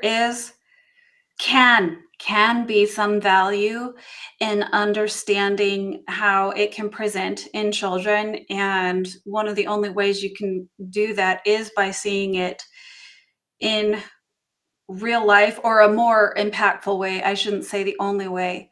However, these kids don't get to consent, and they are going to grow up to be adults someday, and that content is out on the internet for forever. And so that's why, I don't film my son stimming. I don't film him in his meltdowns to go onto YouTube, although there could be some educational value in that. It's my son's life that Exactly. we're I think talking it's a about, case of. and he doesn't I think it's a need case of that. like, your son's best interests. You'd first. Any sort of educational content. I think there's enough of it out there already that we can have a pretty good idea about what it's about what things like meltdowns are like, or certain autistic presentations. And I'm not necessarily against, as it were, filming the kids as a parent. You might be like, hey, keep it private, maybe show it to another parent in one of your support groups or something. You know, it could possibly make sense there. But like you say, when it's out there and it's had, you know, some of these things have got millions of views, you know, it's like, what the heck? What on earth? Yeah. Like, what order of magnitude more views? Jeffrey! What? Jeffrey always pops Jeffrey. into the chat and says hello from Queens, New York City. Amazing. Yeah. Amazing. I don't tend to see the content I was just describing. I don't tend to see on YouTube. Not saying that there aren't bad things on YouTube, but that's not the focus, I think. Even though there are families with autistic children that do post on YouTube, it's not the same sort of thing. Yeah. There are definitely some out there, though. The Autism family, I think, is an entire YouTube channel that constantly films their children. And I'm not going to say one way or another, but I did share some clips of autistic children stimming in one of my more recent videos, but I made sure to blur out their faces because you can still see the, you know, stereotypies and stuff like that. But, you know, I just don't think they need to be out there. Yeah, that's fair enough. That's fair enough. I've done my fair share of blurring as well. Yeah. I'm reading both chats. Adrian says, Merry holidays, one and all, from Norway. So it is Christmas in Norway. Lille in Norway. This is. Oh no, it's not. Lille was yesterday. Little Christmas Eve. This is Christmas. Yeah. No, is it? Yeah, it is. It's 24th. Sorry. Yeah. You get that feeling where every day just rolls into the next one, and you're like, "What day is it today?" Oh yeah, it is Christmas today. Jen was right. I should just shut up. Jen, the floor is yours. So, I mean, a clock is right twice a day, and a non-working clock is right twice a day, you know, so that's what happens to me once in a while. I am correct occasionally. Yeah, I feel like I'm right slightly more than twice a day, but I'm like, okay, this is recorded on YouTube, so let me try and be more correct than I normally would be. I just feel like that. Yeah, and that's tough because, like, when I do my live streams, there are some times where I will talk about things and then I'll go back and research it later and I'm like, dang it, you know. So it's easier when you're doing the long form content that you can like research and script. But when you're going live and you're sharing things, sometimes you get it wrong. Yeah, I know exactly what you mean. And sometimes I get a feeling like I don't think I explained that well enough, or okay, that's not quite, I don't know, I don't quite like this. And then I just delete a chunk from my video. And so, for example, in my last video, there was about 10 minutes on some papers looking at the intersection of trans community and autism and autistic traits. And I'm like, I'm so like mouthy with my words and I'm not really making my points very well. And I just deleted the whole thing out. And then people notice like, okay, the flow's gone. Like, what? Okay, you can see the cut. And it's like, okay, but I can do that and I can't do it live. So lives for me I'm thinking about my words more than I normally am. Yeah, I am. Yeah, and you know, newsflash to everybody: we are not perfect. So there's that. If you didn't know, now you know. Speak for yourself, Jen. I'm just trying to explain sorry, how perfection works. I'm sorry. Yeah. I appreciate you're on your channel at the minute, but like we have an unexpected multi-stream going on right now. You're also on Twitch. And who's on right Twitch? Now, who's on Twitch? Say hi in the chat. When a Twitch person says hi in the chat, it says restream bot and then their message afterwards. There's usually people on Twitch. Hi Twitch people. The land of the video games. I don't even have a Twitch account. I don't know. That's where all the gamers go, right? Though there's a big section in there now just for people that do live streaming. There's one, it's called Just Chatting or something. It's their biggest category. So Twitch has kind of changed a bit. Although I, like you, I don't really use Twitch. Although I'm streaming that right now. Hello, Twitch. But like, TJ says, I'm not on Twitch, but I am twitchy. Depends on the copy, right? Me too. I sympathy for my parents who had to raise me in the early 80s when barely any info was available. Yeah, totally. I asked my dad, hey, what's the deal? Like, you're like reporting tons of traits now on this form that the psychologists give you to fill in. Why did you not say anything to me? Like, and he's like, oh, because it just wasn't done back then. Like, you just didn't, almost like your image almost, or you just didn't. Having said that, I spent the entire time at dinner today trying to get him to talk quietly because he was like yelling the entire time. So yeah. Thanks, Dad. Thanks for the autism. Yep. Same. And, my dad passed away a couple of years ago, but I was lucky enough to get my diagnosis before he passed away. And I kind of tried to talk to him about it a little bit. Well, yeah, and then, obviously, like my husband and I were watching him, and like he would not make eye contact with us while he was talking, and we'd like nudge each other, like what he's doing, no eye contact thing, whatever, and giggle about it. Because these are things that I knew he, sucked at making eye contact. He would hide away in corners whenever we did family functions. He would repeat himself over and over. He had this strange way of thinking and talking. He didn't have very many friends, and noises and smells bothered him. And, again, just like growing up, I thought that like he was just mean and angry and cranky, because I didn't understand that he had autism until I got my, official card. That's the funniest thing you say that. And the first thing I said to my dad afterwards was, oh, I'm being formally identified as autistic, and I've been officially diagnosed. He was in a hospital bed at the time for COPD. And he says, oh, that probably means I am too then. And I'm like, yeah, no shit. But the thing is, I just kind of assumed you, like, it's weird because you kind of just think, especially for men as well, especially older men, you just sort of think, oh, that's just the way they are, right? That's just, or you might think, hey, that's a family trait.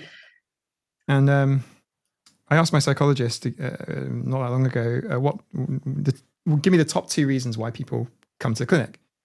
And it's adults, often usually the mothers of autistic children that have, just been recently assessed, that go, that could be me as well. Or it's a misdiagnosis of BPD. Those 2 reasons. It's two of the top reasons by miles. Those seem to be the 2 big reasons in the British Isles anyway. Well, and I tried to talk to my dad about it a little bit, I didn't throw him directly into the deep end. I tried to warm up to it and kind of talked about, my son was diagnosed. And he was like, yeah. And I said, would you believe me if I told you that I was recently diagnosed? And he was like, really? And I said, yeah. I said, where do you think I got it from, Dad? And he was like, your mother? Like, he was just like, I've heard you explain that one before. I knew where that was coming. That was funny. Yeah. And I seriously, I had to explain to him, like, Dad, I know that when you were growing up that it was thought that it was like intellectual disability, yes. and it's not that. And I kind of tried to explain it, and he just looked at me. He was not having it. So unfortunately, I don't think he ever fully grasped the fact that he was the one that I inherited my lovely autism from. And that is okay. And that is also the main modal sort of thing. Just because somebody doesn't sort of come to terms with it or realize it or fully understand it doesn't mean it's not there. It doesn't require a clinician to kind of give it to you. You don't get your autism injection. And actually, I shouldn't be saying this on YouTube, should I? They're going to demonetize. Oh, gosh, speaking of. Yeah, we won't talk about that, but let's just say I went off on a Facebook post recently that had something about they had a map, and they were like, these are the autism hotspots, and it had the map like lit up in Go on. red, Where's you the know, here autism in the hotspot? Say in the US. US, right? Where would it be? Oh, let me see if I can find the picture. But anyway, it was related to Oh, I need to know. smack What? scenes. Oh, right, yeah. The Whatever we yeah. can't say here on YouTube to Ah, get in trouble or to get demonetized.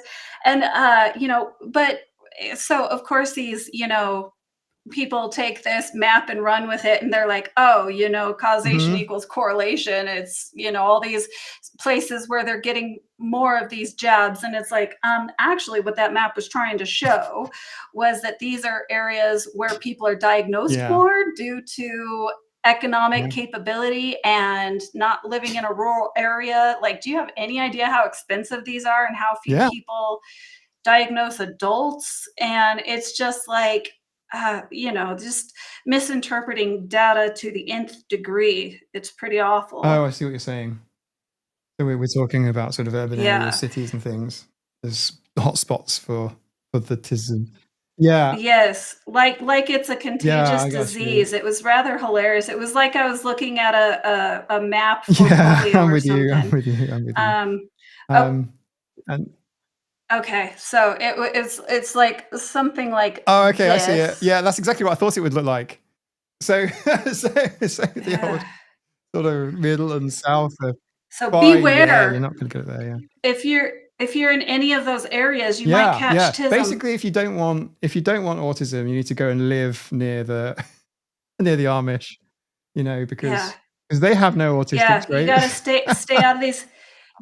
Correct. Yes, there's no autism in the Amish No, communities, right? not at all. Yeah. Uh, It's like that person that says, yeah, there was no autism, you know, 50 years ago. So that neighbor who wrote a 100-page letter to the city council about how the lights are too bright on his street and has a 100, you know, train collection in his basement. He was just a normal guy. I'm laughing because you're just making me think, you know, ev especially late identified, you've got a bit of life history, a little bit of, you know, living as an adult. You constantly have these stories. I wrote a 30-page I wrote a 30-page letter-ish to the local council about a new build. There was a new multi-story car park that went up just behind our garden in England.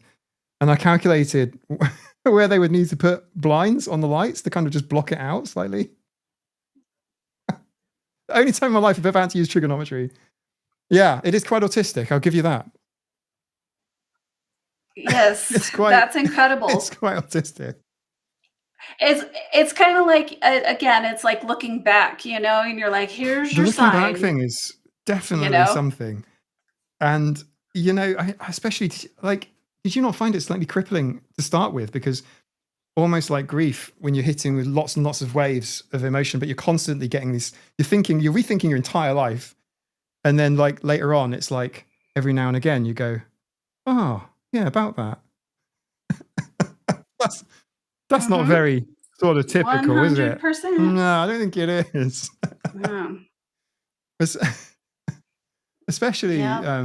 for me, since starting my YouTube channel and talking to people like you, Jen, and then you'll give a story like that, and then eventually you'll think, oh yeah, that's a clue. That should have gone in that should have Yeah. got in the file. That should have gone in the binder. It Yeah, and the Yeah, that's a binder binder. story that I didn't remember for Do you like know 20 years. That was a 18-year ago thing. right, like how many people like walk into their psychologist's office with a binder after they begin suspecting, and it's like, all right, you know what? We don't even need to do this evaluation. Yeah, Here's your you did a diagnosis. binder. That needs to be in the DSM-6 when it drops.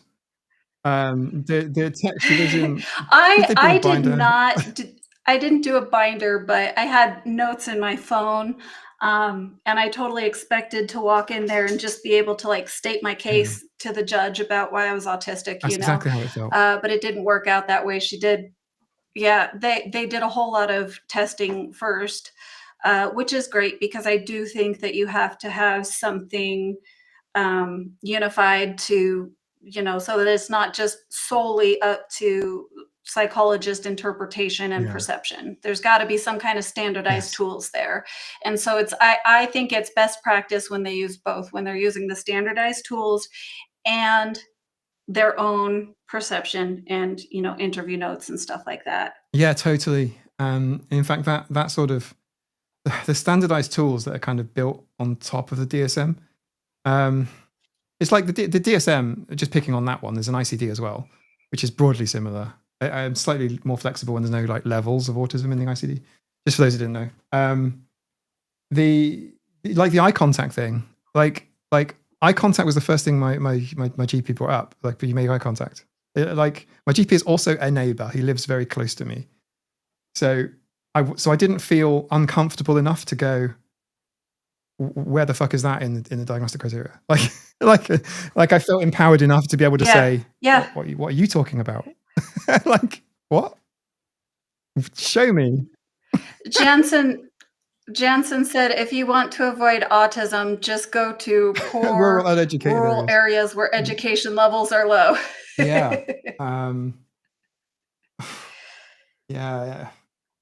It's a challenge. I mean, I live on an island. There's 85 or so thousand people here. We're quite well represented around the world. Everyone seems to have heard of the Isle of Man. But there is no way to get a autism diagnosis on the NHS here. You'd have to travel, which just adds to that extra layer of complication, doesn't it? Because you could then say, the levels of autism are low here. And that's because, and this has been used in anti-vax propaganda, our autism levels are very, very low. And it's like, well, yeah, because there is no diagnostic pathway unless you have gone through CAMS, psychiatric services, against your will ones. If that is your pathway, then there may be an opportunity for an autism assessment, but even then, not guaranteed. You may even go through those and end up with BPD or something. And it's like, what? So yeah, it's an interesting model. Eric said, we're everywhere. We are. We're everywhere. Yeah. But it's like if you were to do random sampling in those areas that are not the autism hotspots, you would find, the amount of autism still exists. Like, shocker. Yeah. If you were to just take a random sampling of the population, the 1% to 2% or whatever it is now, prevalence of autism diagnoses would exist in those populations if somebody went out there to look for it. Yeah, they're totally right. And there are some really interesting studies where that has been done. There was one, it was a systematic review of nearly 14 million people. And this was done about 10 years ago.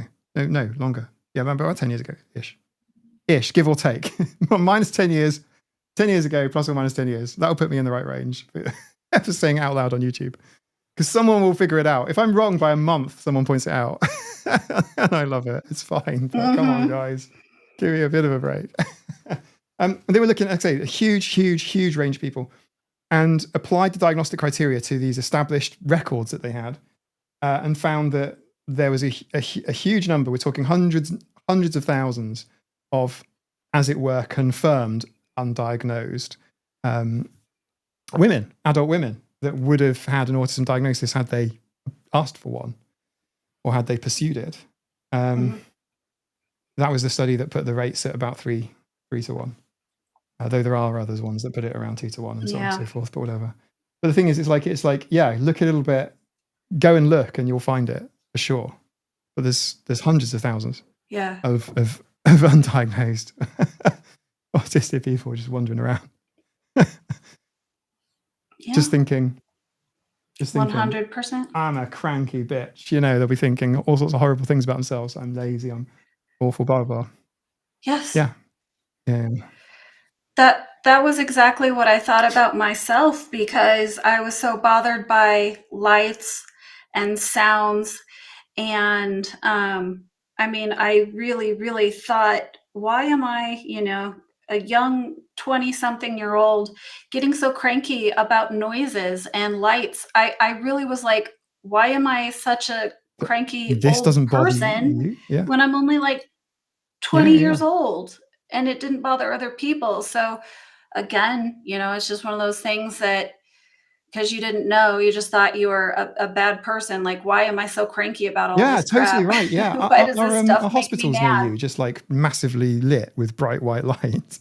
Because they are here. Like they're just like a lot of British hospitals. They're just like it's just like panels or tubes. They're the worst ones. But yeah, panels if you're lucky, which won't flicker, but they are just bright, obnoxious light. But like having a video light in your face constantly. And you think, when I worked in Yes. hospitals for a few years, it's like how do you all deal with this? People are like, I don't. And I'm getting mocked for bringing sunglasses in, which is fine if I wear sunglasses, but then people are taking the piss. So do I wear them or not? And it's like, does it really not bother you? No, it doesn't. I like it. It's like, what? Are you sure? Are you sure? Yeah. Really? Yep. Really?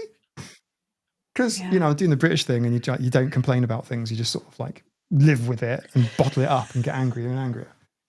But it's like, okay, all right. Wow. Fine. But yeah, I got some prescription glasses in the end that were actually tinted. And that they cost like $200, $300 or something. Just as like a workaround. Oh no, I have to wear these because they're prescription. I can't see without them. Are they the No, they weren't. transitions No, lenses? they were just literally just. They were like a brown.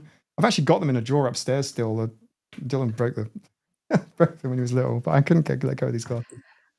Orion Hey, popped Orion. in and asked if we're going through till 2025. Hey, Orion. She surprised me as well when she said that because I literally just said, "Hey, do you want to like pop on a stream?" So yeah. What? Yeah, this is going to be a marathon through Until 2025. 2025. Yeah, we got a little way to go. Yeah, are we going through 2025? You know what? If we do that, then nobody in the chat can leave either. You're all going to be held so hostage. I thought British people only until complain about no. 2025. British people is kind of like, I mean, on telly for sure, but like there's this culture in Britain of like you just do not complain. You just kind of like bottle it up and kind of we do a lot of moaning and whinging. It's true, but like you just kind of you don't say anything.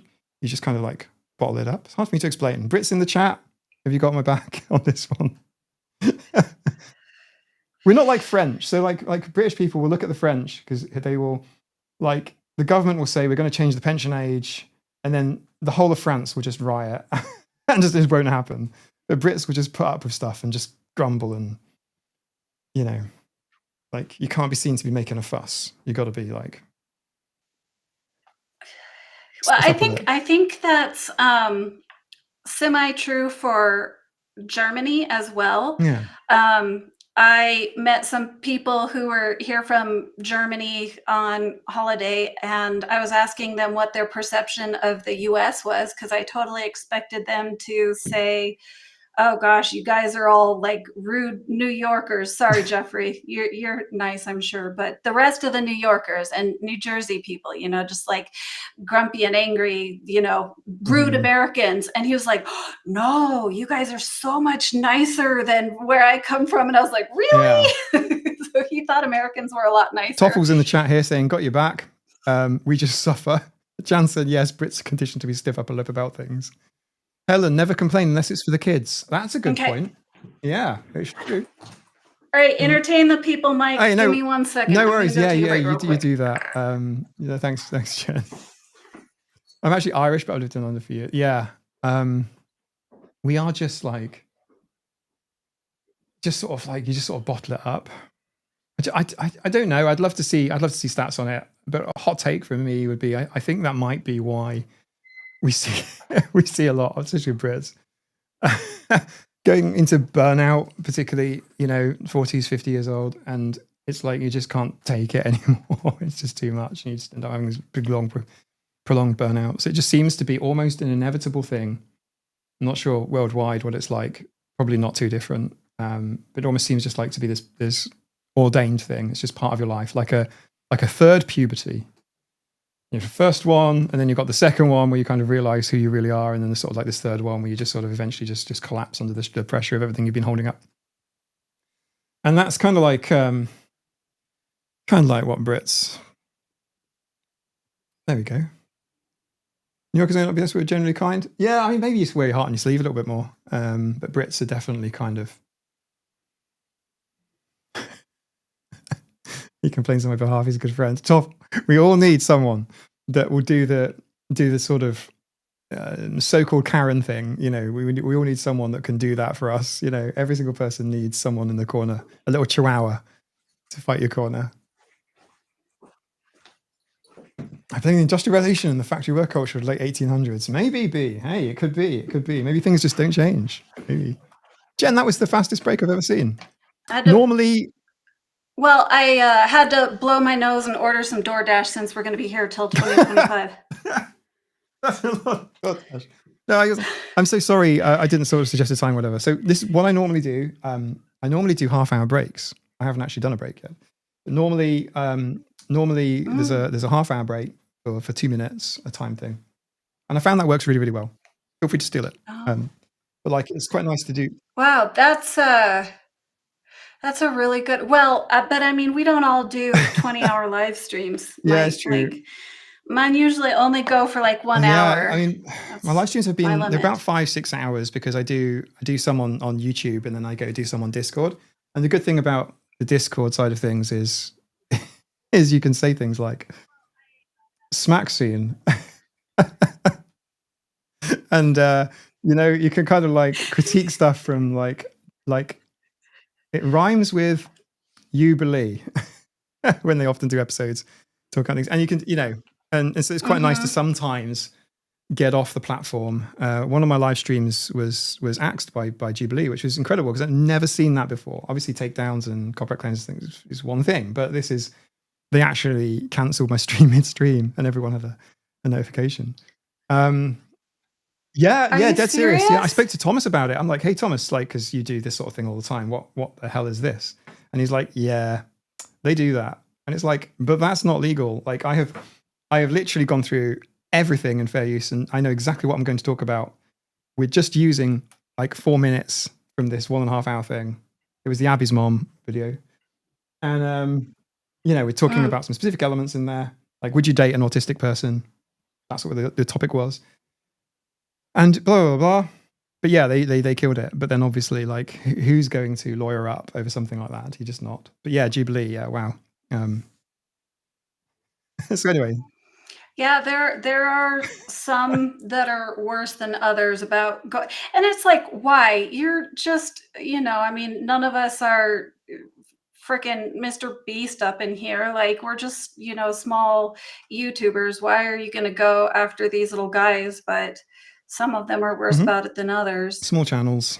Yeah, small channels. I did a little video discussing, there was a contestant on Netflix's reality version of the Squid Game who was displaying some autistic traits. And in talking about that, Netflix claimed my video, which I appealed and they released it. But then after that happens, because it's been a couple of days, it then doesn't get any views. So it had like sort of, I think it might be sitting at like 300 views or something. But it just like, because it obviously it's been suppressed for a few days. It's kind of like, damn, I've put together this thing and it took me like ages, and yeah. So it's kind of, it's a bit. Autistic says this stream has been super helpful. I now only have 15 minutes left in my workday. It felt like 5 minutes, right? Are you not? I didn't realize you were working Autistic Tech. I'm going to assume you're working in tech of some sort. Autistic Tech almost feels like those two words go together quite a bit. Autistic Tech. Those are your name. Autistic Tech. Yeah. That could be a cool YouTube channel name. Get on it, Autistic Tech. You've got some new work. Noise cancelling headphones, which everyone needs. A pair of decent noise cancelling headphones. They are literally life-changing. And because it's something that everyone uses, like you know, people walking around have got a pair of headphones on something. It's not unusual. For half of the meal today, I put my cancelling headphones in, and no one says anything. I'm not like opting out of the social thing, but I'm just sort of reducing the noise. It's quite noisy. You got like Mariah Carey bellowing through the speakers and like 100 people in a room. You know what I mean? It's something else. Yeah.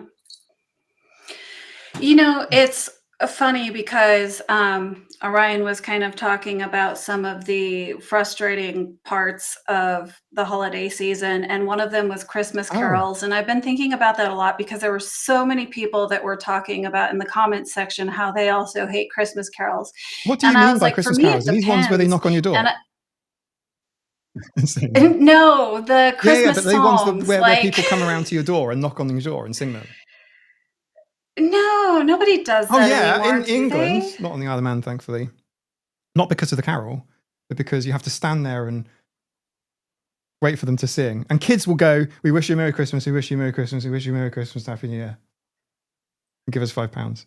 But that is like what kids do. Like, Wait, yeah, really? kids knock on the This is door. still Yeah, happening kids knock on the door, places? and then they're like, "It's always we wish you a Merry Christmas," and they go, "We wish you a Merry Christmas, we wish you a Merry Christmas, we wish you a Merry Christmas, Happy New Year," and then they want like like a couple of dollars or something. But yeah, I mean the choir thing. If that's what. Sorry, I interrupted you. I didn't see Ryan's video. What was it? No, that was well, I mean, this is what happens when you've got two ADHDers trying to stream together. Okay. But you know, I feel like out of all the tabs that we open up, we begin to work our way back to the original tab that we started from. But all I was gonna say was that I was trying to figure out, like, I can't stand Christmas songs when I hear them out in stores and restaurants and stuff like that, but I don't mind blasting it when I'm in my car. So I think it's like a control 100%. element that I want to feel like I have control over, and also it's quieter in my car, and it's not the additional hubbub of voices and people, shoppers, and clanging of cutlery if you're in a restaurant. So but it is still specifically Christmas carols that will bother me when I'm out and about. Carols, not carolers. Oh, okay. Well, only because you mention it, or I mentioned it. But yeah, like because the noise of, well, we don't have Christmas carols playing. Like our shops are all playing basically Mariah Carey. You know the one. And Wham. Sometimes they play like we Wham, know the like one. Last Christmas, or Slade sometimes. But like we only have like 4 Christmas songs, and they play on. I hated that when I worked retail. It was the same songs, actually. Ironically, I don't think Mariah Carey was in that route, but it was the same songs. Like Christmas music hasn't moved on since the 90s. And but yeah, the carolers. Yeah, you just reminded me. Yeah, carolers. Oh goodness, I'm glad I haven't had any carolers on the Isle of Man. But like in England, yeah, knocking. I'm It's just like gonna point out that I haven't seen anybody back you up in the chat that they also get these Christmas carolers. So I think you're making this up, personally. This is a thing. This is definitely. I'm going to have to make a YouTube poll to kind of like validate myself here, Jen, because this is definitely a thing. Or is your microphone a thing? Orion told me I need to move my mic a little further away, like to the next room. Is it too loud for everybody? I think you're rocking the same one. This thing attracts. Is my sound loud for everybody? Here. It attracts cat fur. It's basically one of the only things it does, but it's guaranteed to basically look like a cat if I don't. And TJ says, "Bring us some figgy pudding, or the hostages get it."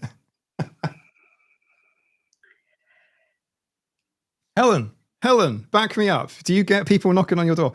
It's like Halloween, but worse, because Halloween, it's like kids and they want candy and stuff. But the carolers are like, and sometimes you get the Salvation Army and somebody's got a trumpet or something, but it's. Minkwells, we used to go caroling when we were kids, teenagers, but we were good singers and sang the whole way. That's amazing. Because I'm like, next verse. Come on. Orion. Wendy, we take the silver band playing around carols too. That's actually amazing. Yeah, your door. Layla P. I'm surprised no one's vibing with this. We had carols about 30 years ago. Yeah, I'm just talking about like near London. It's like nothing special, just just on an estate. Like people knock on the doors and.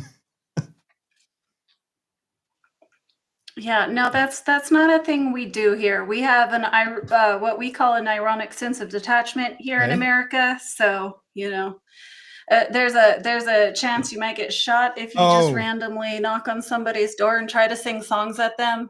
Okay. Yeah. All right. Fair enough. Well, we don't have that here. The worst somebody's going to do is look at you disapprovingly and tut. Yeah. Sometimes we do caroling in the streets where we wander around singing. Yeah, there's the high street, you know what I mean? Like the streets and things, like outside the shops, there's often like a town band or whatever, but they're usually really good. I would much rather have like carolers doing their thing like in retail areas. I think that's quite nice, like busking and stuff. But yeah, I hate the pre-recorded CD stuff that shops play so loud. Something like interesting. It's an interesting bit of psychology here, but like if you go into a McDonald's after about 9 or 10 p.m. at night, the music that they play from their sort of pre-recorded list changes to classical, and McDonald's turns into like this weird kind of classical vibe where they sort of sometimes they turn the lights down or whatever, but they sort of put the classical music, and that's to get kids and teenagers to leave, because obviously kids and teenagers hate classical music, right? But I think it's a vibe. That's really interesting. It's just psychology, matters. Yeah, it's like retail psychology. Yeah, they need to play like Mr. Blobby or something. They need to play like something uncool. Yeah, maybe Christmas carols. Yeah, I'm a huge fan of classical music. I enjoy it personally. TJ, carolers started to die out in the US in the late 80s. Oh wow, okay. In the UK, you'll also get people knocking on your door to hold up cards proclaiming their love for you. Ah, you've seen what's it called?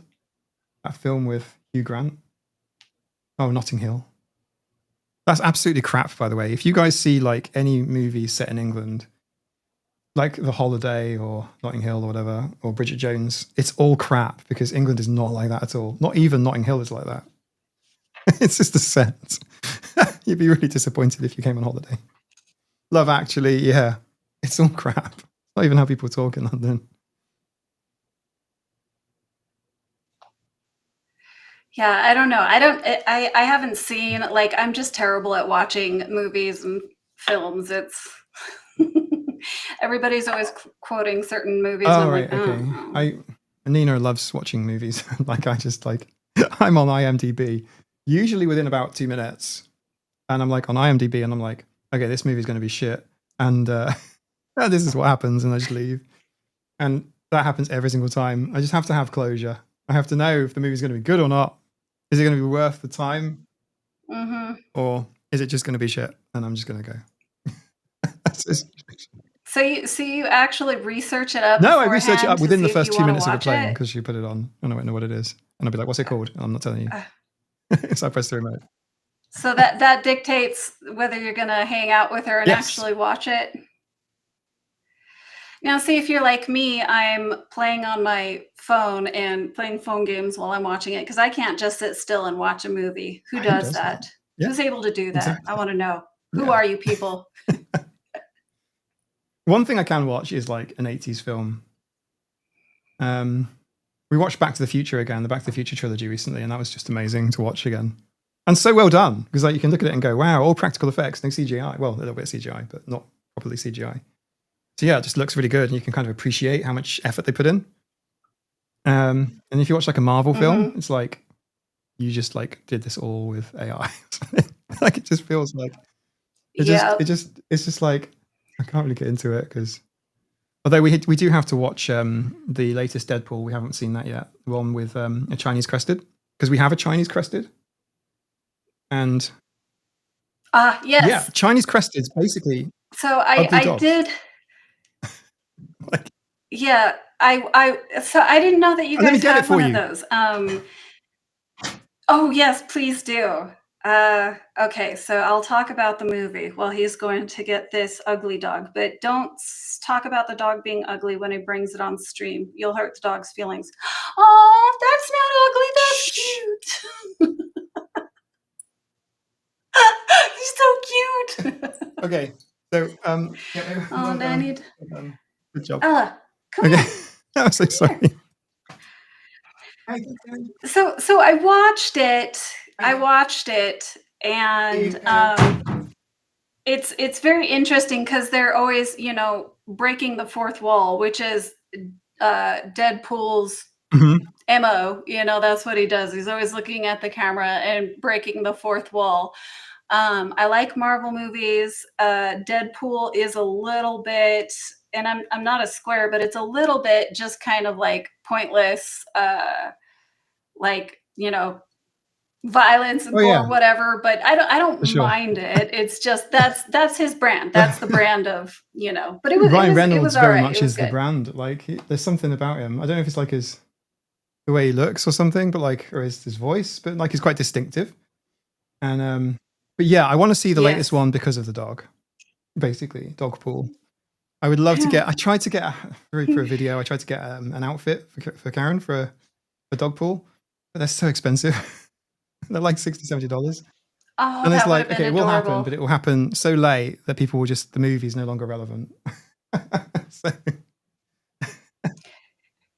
Donald asked if that was the luck dragon from the never yeah, ending basically, story. yeah. She's looking a bit unclipped at the minute, but yeah, she's got just goes everywhere.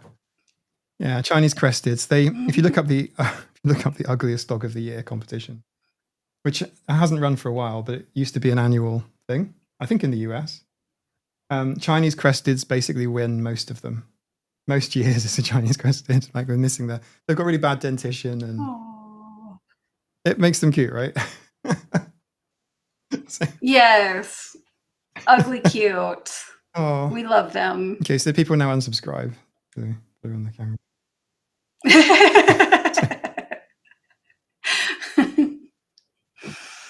Elba, come here. Yeah. Nope, On the she's camera. just like, Come on then. yeah. Nope, she's just Come on. doing that thing where she's If I get a bag of doing if the I get like a tail, bag of she's- treats and crinkle them, will that make her come to you? If I do this, might no.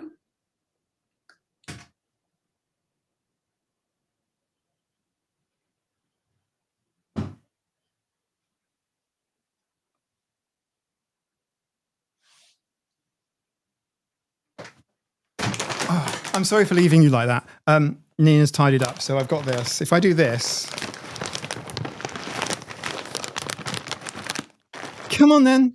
Is that almost like the bell? Come on then. No, I'm not going to ring the bell right now. Come on. Don't do that. They'll step on the mic and end the stream. They will basically fly. So the kittens can fly. Don't know how to explain it. They basically like teleport. So they basically like move about 3 feet in the air. And just knock everything over. It'll be bad. They end streams. Her mother has even started streams on her own. Oh my! Yes, I remember that. Actually, They've cancelled several streams. Remember that happening? And like messed all kinds of stuff up. So yeah, you mentioned that in your kind of like year in review video, right, yeah, which was pretty. They fun. ran a stream on their own, and surprisingly, people turned up to it. Yeah. And I come downstairs, and I'm like, I've got like an electric shaver, and I'm like doing this, and I'm just like reading my email, and I'm like, oh my god, I'm streaming. What's going on? Yeah, good job I was wearing clothes, everybody. Could you imagine? Holy crap. I mean, sure, you can take that down afterwards, but before that moment, it's happening. I checked my email. And my email with people where you'd find, because at the time I was only like relatively new to streaming, obviously, as you could tell. And I had people like finding my email. They'll go to my channel page and get my email, and then send me an email going, your stream's still running. And like people just trying to like find me through different, sources, find social media or send me a message. You don't see any of that stuff while you're asleep, do you? So I'm like, oh, why didn't anyone say anything? It's like, oh, you did. Okay. What would have been impressive would have been if your cats would have been messaging the people that were watching. If the cats don't have some sort of feline mothership in space, and that's why they try to use the internet. I think, yeah. Yeah. They're trying to contact their They're trying to contact their mothership. Helen, Mike, GOP presents yet? I have not yet, no. Maybe I'm thinking in terms of like content, so maybe I'll open them up tomorrow on stream. Oh, happy That'll be holidays, fun. everybody. All right. I think I better go spend time with the fam and start baking cookies. some Cookies are amazing. Take care, Jen. Thank you very much for popping on at last minute. This is me playing on your ADHD again. Yes, thank you everybody for joining both of our streams, even though some of you cheated on my stream to be here the and vice same. versa. If you'd like to see the last part of the stream, you need to come over to my stream to see it. And I managed 2 hours without saying anything inappropriate or getting demonetized or anything. Well, you find out, Jen. We'll find out. Yeah. We'll find out. We'll find out if that's, the smaxinations, if that's what does it for us. Aw. Merry Christmas, you guys. I adore all of you. Thank you for being here. And thank you, Mike, for having me on. And now you're supposed to thank me for having me on my of course. channel as well. I totally forgot. Jen, thank you so much for having me on your Inadvertently. channel. I'm still going to be on your channel in order. You probably want to, you definitely want to go onto your YouTube studio platform and click end stream on your side. It might end when you leave, but this is all, and change the description as well, because you're going to want to edit the description. Okay. Sorry about that. Good homework for you. Oh, okay.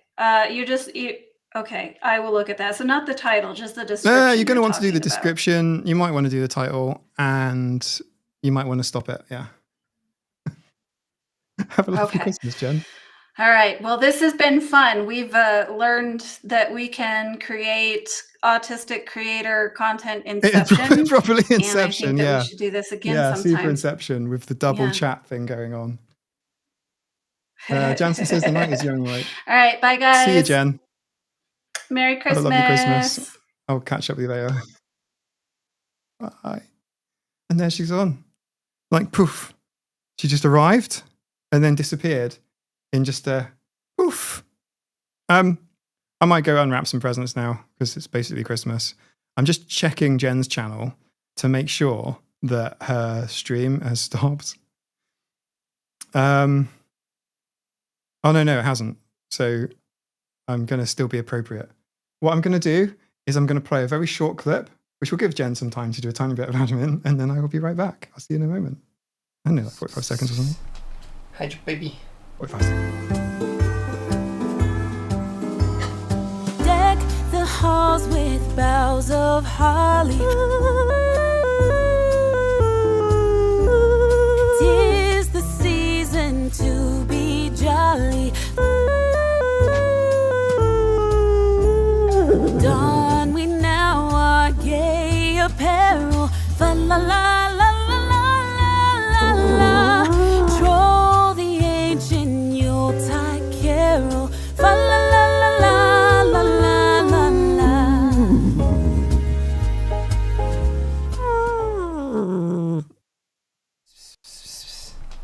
Hydra, baby. Deck the halls with boughs of holly. 'Tis the season to be jolly. Don we now our gay apparel. Fa la la la la la la la. Troll the ancient Yuletide carol. Fa la la la la la la la la.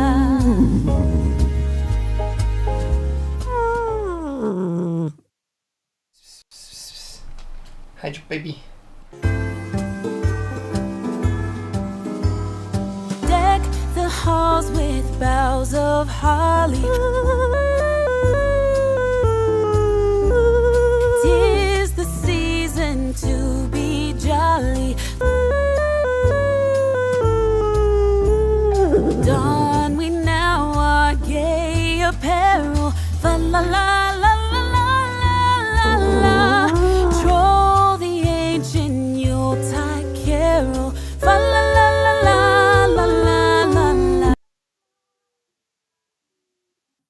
Can we just make sure that I'm not on Jen's channel? Because if I'm on Jen's channel, I feel like something bad will happen, and I don't want to get her in any trouble. Could somebody please confirm I'm not on Jen's channel? And then I'm going to open some presents. It's not the end, no. Well, usually it would be the end, and then we'll do members exclusive stream called the after party. So we're just going to continue. I'd like to know that I'm not on Jen's channel. I have to double check. I have to be careful now. All right, I'm still live on Jen's channel. Am I? Okay. I need to let Jen know that I'm still live on Jen's channel. Okay, in which case what we're going to do is we're just going to carry on, but I'm going to be as appropriate as I possibly can be. I will be good. I will behave. I will be appropriate. If you let me send Jen a message, just so she knows.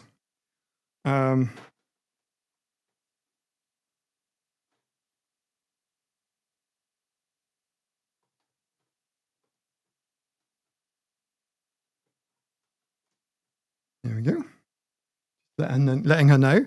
I will maintain an air of respectful dignity to ensure.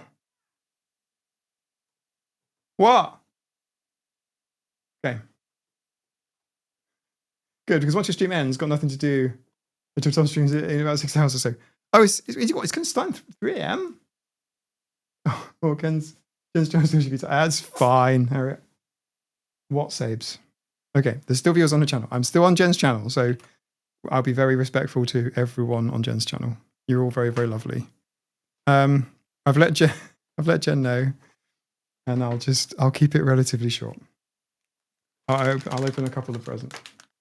Saber, stop. Oh, Toffle, you have a tea fairy now. Your system HC. Oh, that's nice. All right, what I'm going to do this. Everybody behave.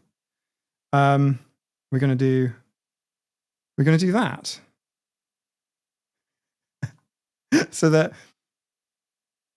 Okay, I'm about to end the stream. I hope yes, do it, Jen. That is correct. Yes, do that because I just want to ensure Jansen because it's actually Christmas. Nina, it's Norwegian. This is Christmas in Norway. Goodbye, everybody on Jen's channel. I'm just going to make sure that I'm not live on Jen's. Whenever you're ready, Jen. This is so funny. Okay, but it's fine. I can just behave myself and be fine.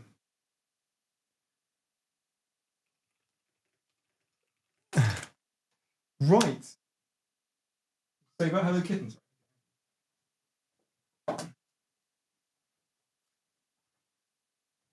We have Dottie and Oscar. Do it. Shut down your live stream on your YouTube studio. Yeah, I'm live everywhere. I just want to make sure. No, I'm still here. I'm on Autistic AF. I just want to make sure. Bye, Jen. See you soon. For Christmas, I hope you all get a tea fairy. I hope you do too. I have to open the window.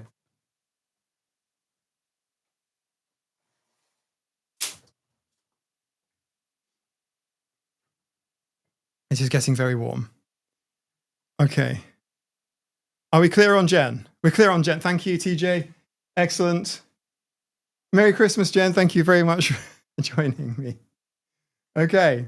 All right, we're clear. And if you go to Jen's channel and look at the stream, you can see the cat yodeling. The stream starts with cat yodeling. That's amazing. That entertains me very much. Okay, right. We are back to normal.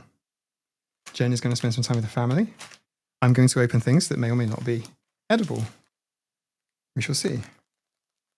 To Mike and Nina to share. Oh, that's not going to happen. That's not going to happen. That's very naive. Have you ever sung the Icelandic song Nina for Nina? There's an Icelandic song called Nina. I didn't know. Okay. Ooh. Oh, these are amazing. I've never seen these flavors. Hang on.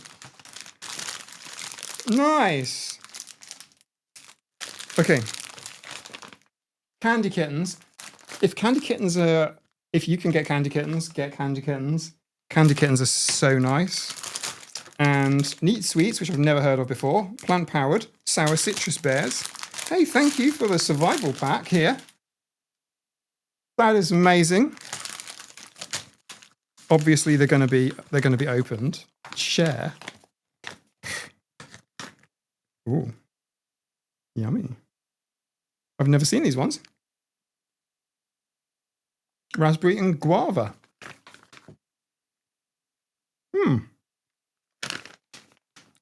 Nice. I'll do that.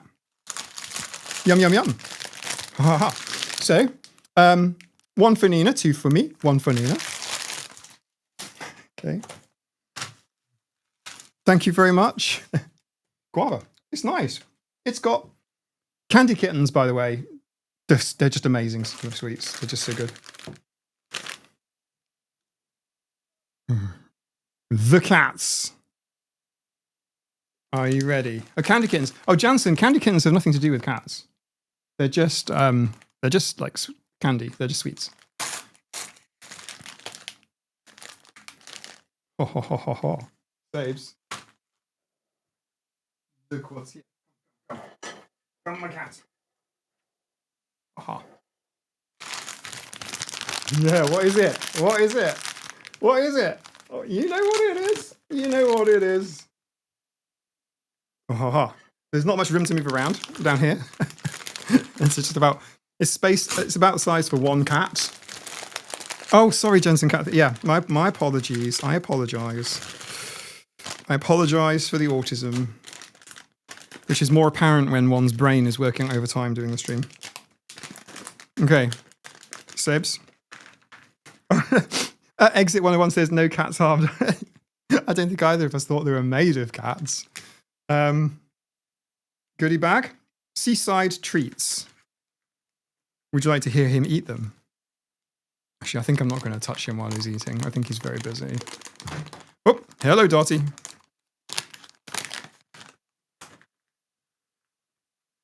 Some cats want all the treats. Yeah, I've got Dottie, Tosca, and a Saber, and there's other cats now banging at the door like a group of feral zombies. Feral ghouls they are. Can you hear them? Do you want to hear them?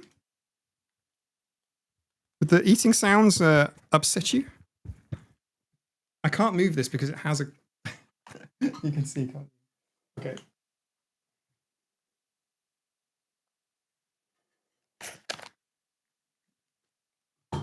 Ooh. Ow! Ooh, shit, it's hot. A candle under it. What the heck? Okay, that's all.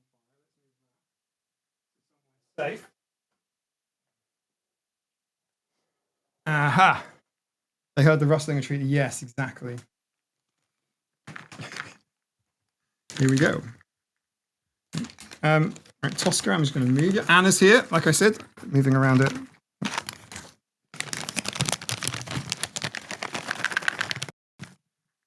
There's 4 now. 5. Oh, here comes Mama. Hi. Look. I feed you separately.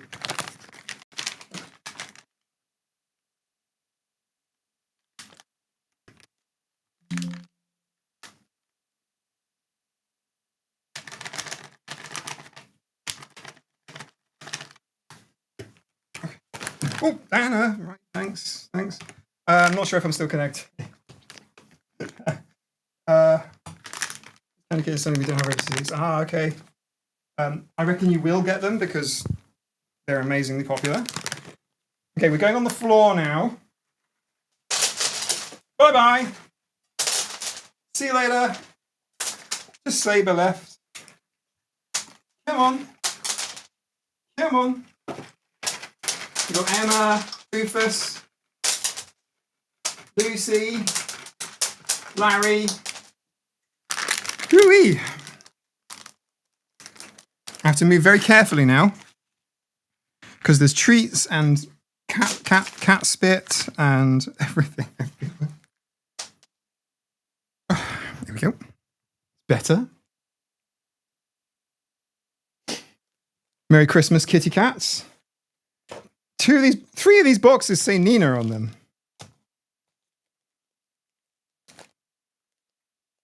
How does that happen? Armageddon. Snacks on the floor, my dog would go mad. Yeah. Yeah, our dogs also get a treat. Jamie's books, nice to see you. My cat's got piles of catnip today to roll in. If any of you haven't seen this, you really should see it. I don't know if any of you followed Talking Kitty Cat with Steve Cash, who sadly died in 2020. But he's got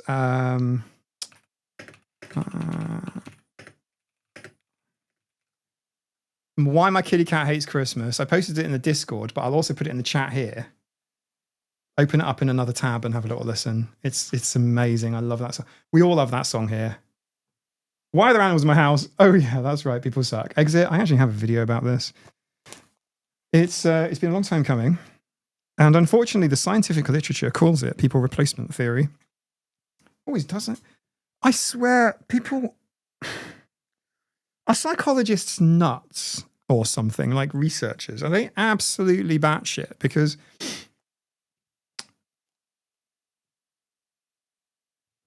I'm autistic. This is Tosca. Tosca is not replacing a person.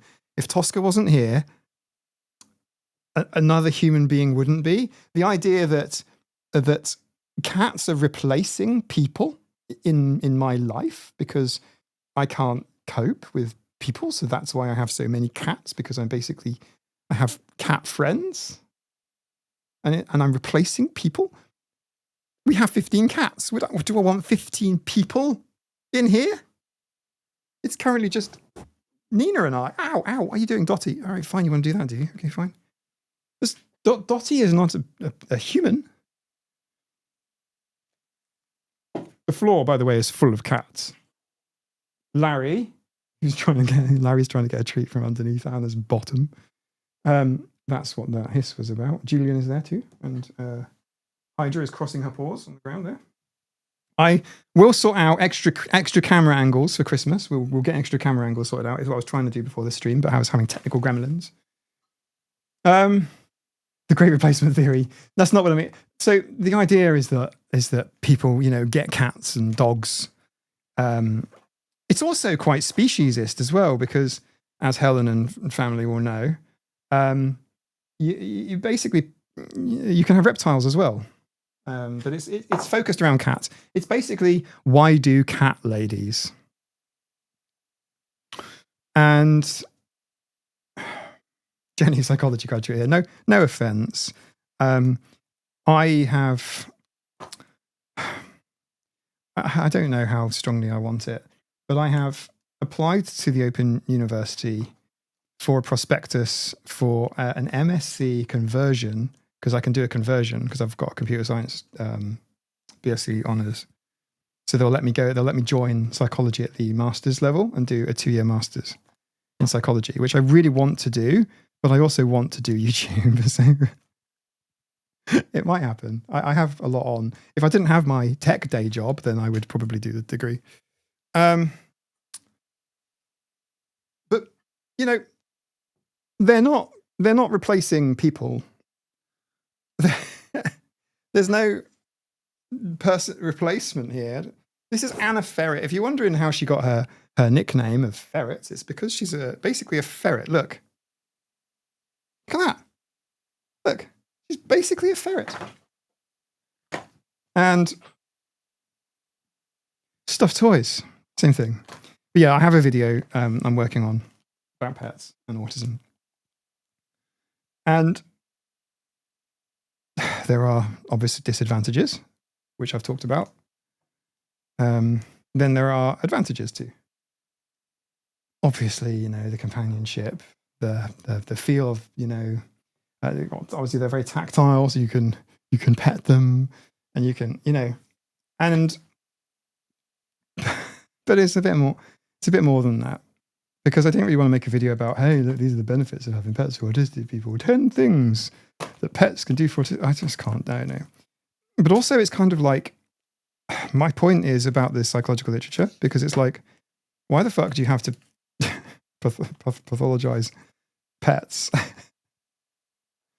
and go, you have so many pets, and it's because that's replacing the people in your life. You can pet people too. It's generally frowned upon. Well, exactly. That's the other angle to go as well. I definitely don't pick up human shit. That doesn't happen. Like some people saying cats and dogs are replacing kids. Yes, exactly. But then a lot of pet owners will play into that and say, hey, it's my furry children or whatever. It's kind of funny. So yeah, there's a bit of that. Emotional support animals, very, very real thing. If you haven't seen my emotional support peacock, you need to watch the intro of some of my earlier videos. Emotional support peacock is there. I do kitten rescues. Most of my friends don't share my books. Interest are cat rescues or feed cat colonies. Yeah. There's a cat colony here. You can feed if you like. I think Alan and family have just done so. Thank you very much. Okay. This is Mike and Nina. I don't want to open Mike and Nina. Okay, I'm going to open Mike and Nina. Does it have to be and Nina?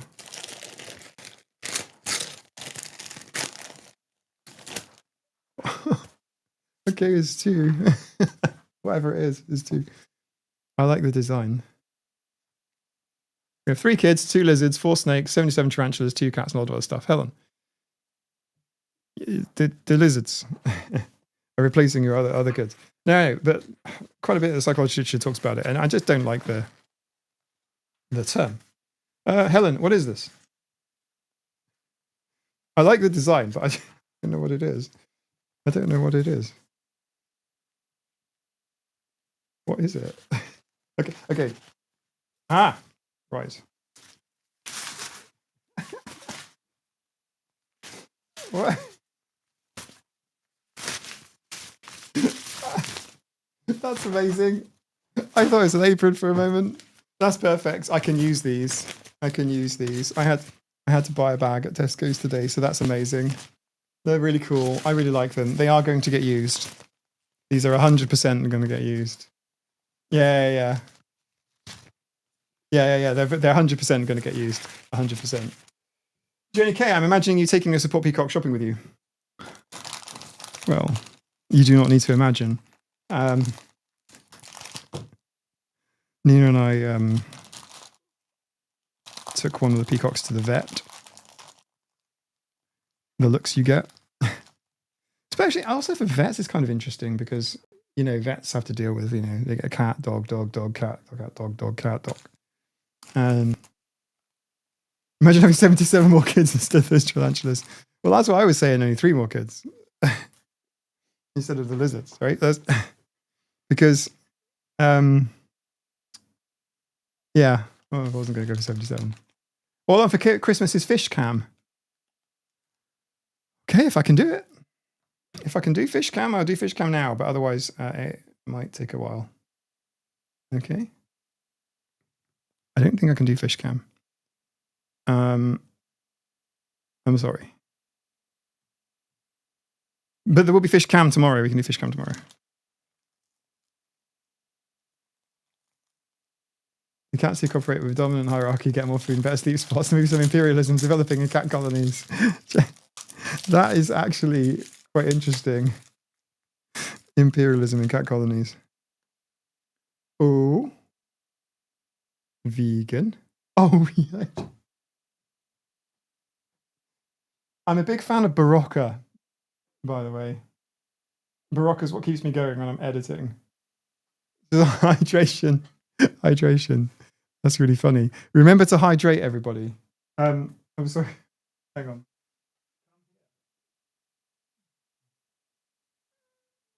She says,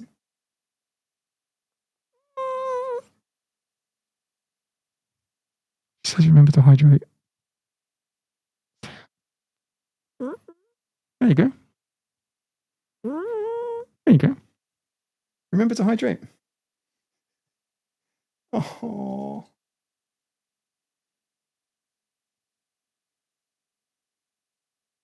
Recognizing this problem is a big deal. Apparently a lot of people pretend it's not an issue. Your peacocks go to a regular vet? Yeah.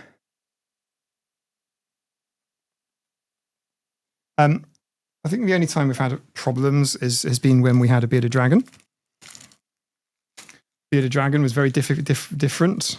And it's very much like, oh, my brother in England does little reptiles, I should call them. And, a lot of that sort of stuff.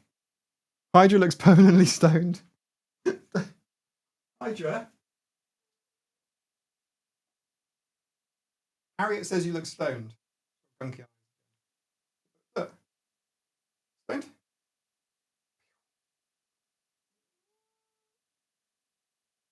Look.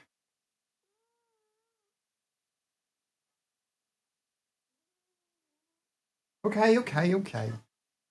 She's very fluffy.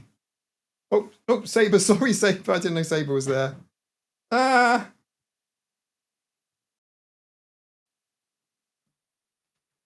we clear? Are we good? Okay. You want treats, right? Here you go. This one is Treats Original.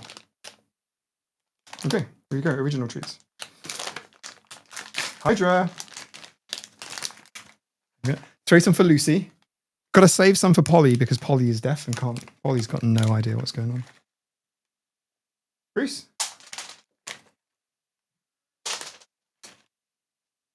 Anna.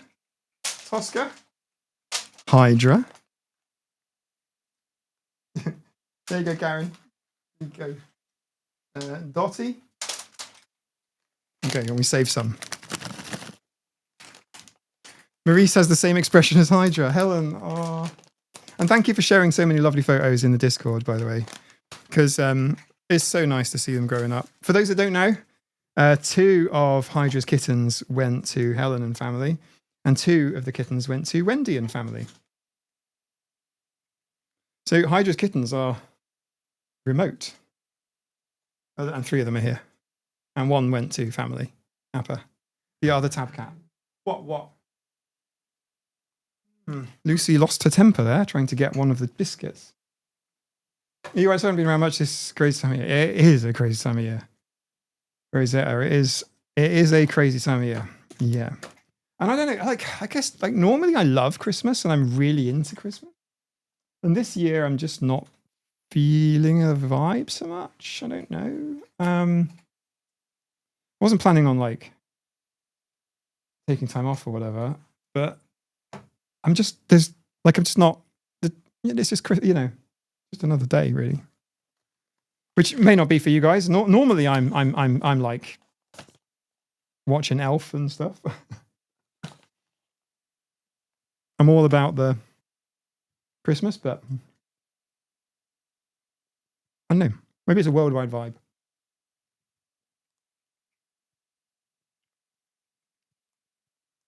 Jamie, I have a 7-month-old black kitten. Meow Reese. Wow. That's amazing.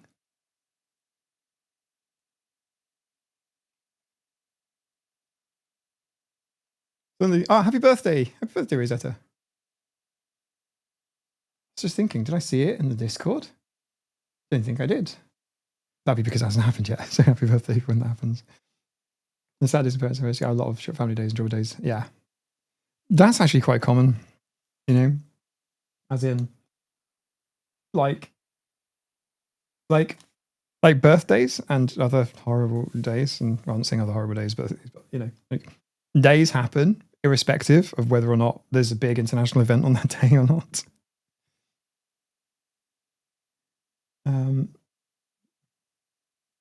Have a lovely Christmas, everyone. Off the traditional breakfast present opening ceremony with the parental units. Have fun, B. I hope it goes really well. I hope it's lovely. Meow Reese. Why didn't I think of Meow Reese? It's right there. The joke writes itself. It's like Meow Reese. What?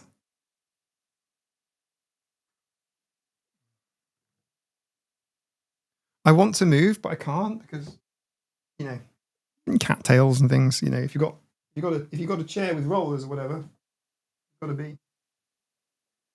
Tails like to be around the rollers. That's not good. Isabella, I was near a meltdown recently, so I was stimulated by sounds, but I've been trying to have a calm day. Hope you have a lovely calm day from here on. Husband and I traveling in Spain. Lovely. Having to accommodate each other's high sport needs days has been an interesting challenge. I bet you're learning a lot about each other. And then you can never move again. Last night in bed, there were like 10 cats. Now, I haven't used my weighted blanket in about, I don't know, most of the year I have not used my weighted blanket. I haven't touched it in months. And the reason for that is because of the amount of cattage we have. So if you say there's like maybe 50 kilos of cattage, self-aware weighted cattage, and it's just on you, sometimes it's like, okay, I feel constricted now, and now I'm no longer happy. So there's that. Lift.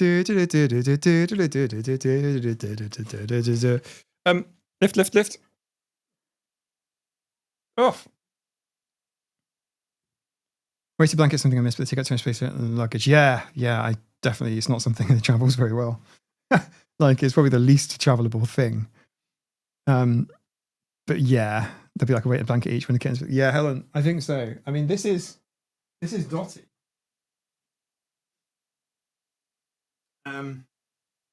So this is Dottie, and she is the largest that we have of Hydra's kittens.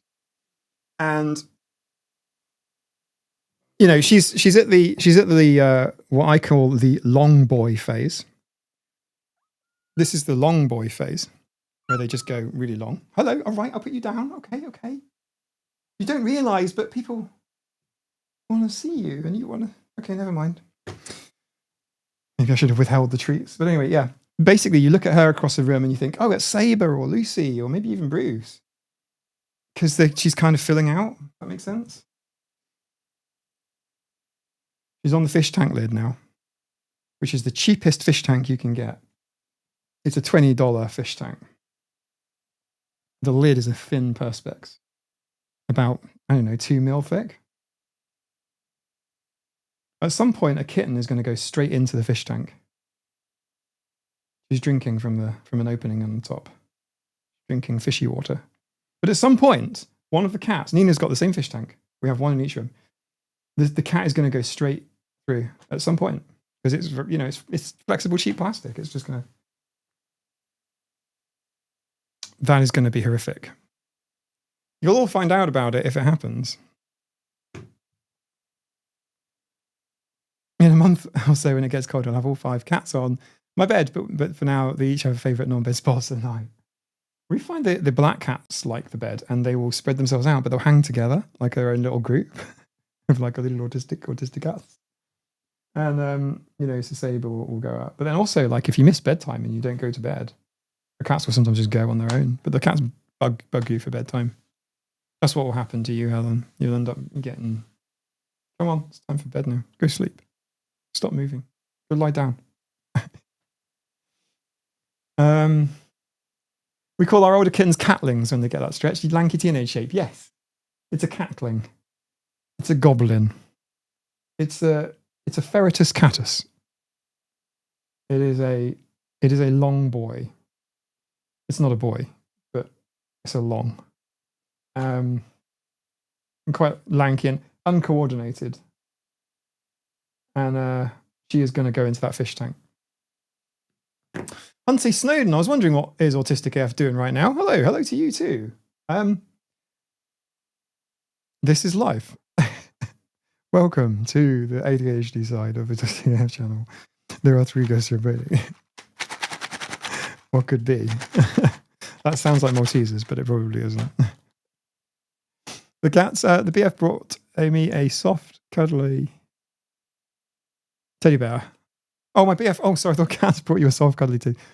I'm trying to process that sentence.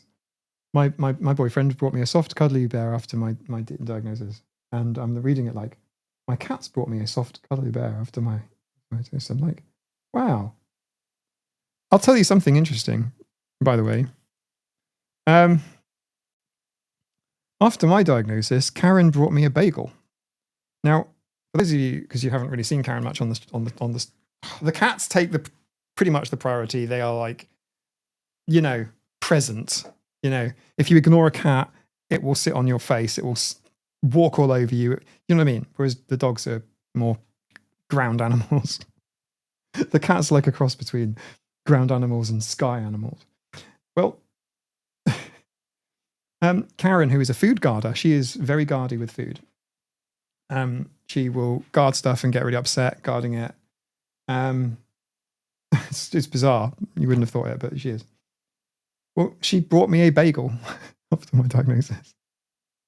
I burnt a bagel and I threw it into the garden for the chickens. It was so burnt the chickens didn't even want it. And Karen came up and gave me this bagel. So we now call it the bagel of love. Which is very sweet. And she was literally like, I was like, oh, take your dirty bagel. And she was like, no, it's yours. And she's trying to give me this bagel. Like, what? I had a morning Morticia because she was black and used to make a nest in my long hair whilst I was sleeping. Oh, I wondered if you called her Morticia because she was constantly bringing you dead things. Hello. Sabes. So I'm not joking. You can all see it, right? But Sabes is basically my familiar. He hangs with me all the time. And he interrupts my videos all the time. I would say him alone, just this one, maybe 4 or 5 interruptions per video. 4 or 5 of the cuts are him.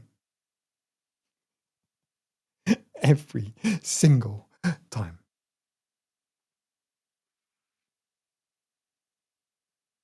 I was really concerned if I try a weighted blanket, I'd like it too much. Weighted blankets, they're great.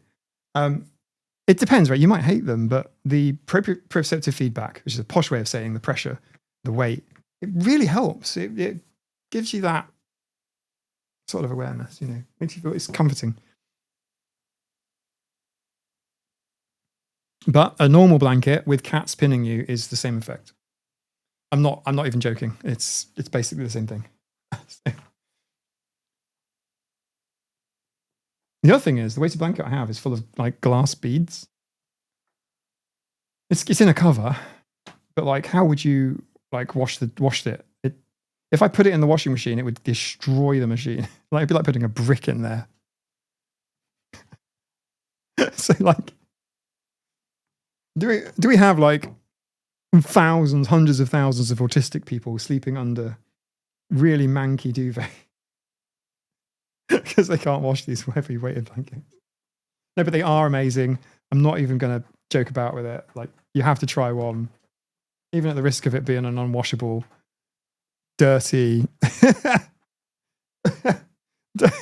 you still try one. Mine's a cheap one. Laundry I try clean. Well, yeah, that's fair enough if you're organised enough. If I put my weighted blanket in the washing machine, it's either going to be washed and be undryable, or it is going to destroy the machine. And the entire machine will just explode, like those YouTube videos where they put like a concrete slab in a machine and just run it and you watch the whole thing just blow itself apart. I have a heavy weighted sleep mask. I will. Yeah, I got one for Nina and she loves it. She was so skeptical, but she loves it. Oh, and Nina's using loops now. She found them really useful at work. Burn incense around them. If you could breathe and the internet works and stuff, would you live underwater? Hey, Toffel, that's a really good question. I would probably spend more time underwater. I like the fact that I'm not connected. But then here's another thing, Toffel. If it's a really nice day and I feel like going in the sea, I just go. To be safe, I don't really go on my own. I have done, but I don't feel comfortable. Let's just say something wraps around my leg or something, and I'm stuck. I'd much rather have someone with me, even if they're not necessarily with me. They can just be within like.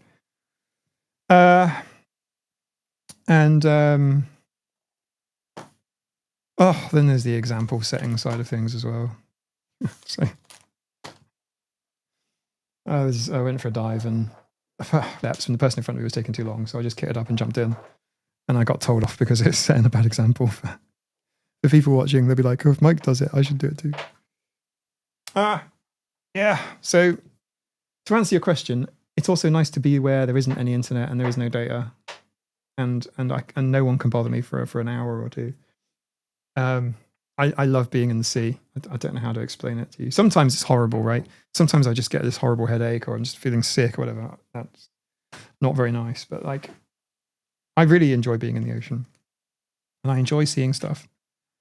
And compared to the people I dive with, I like to spend a lot of time. I can sit and stare at stuff for ages, and I can tell people get really frustrated with me because they want to like swim around and I don't. I just want to like inspect things and look at things. And imagine being on like an alien world and you've just seen this most amusing, beautiful coral, and there's all this sort of polyps, and they're trying to like, I know that's not a nice word for humans, but you know, for corals, it's fine.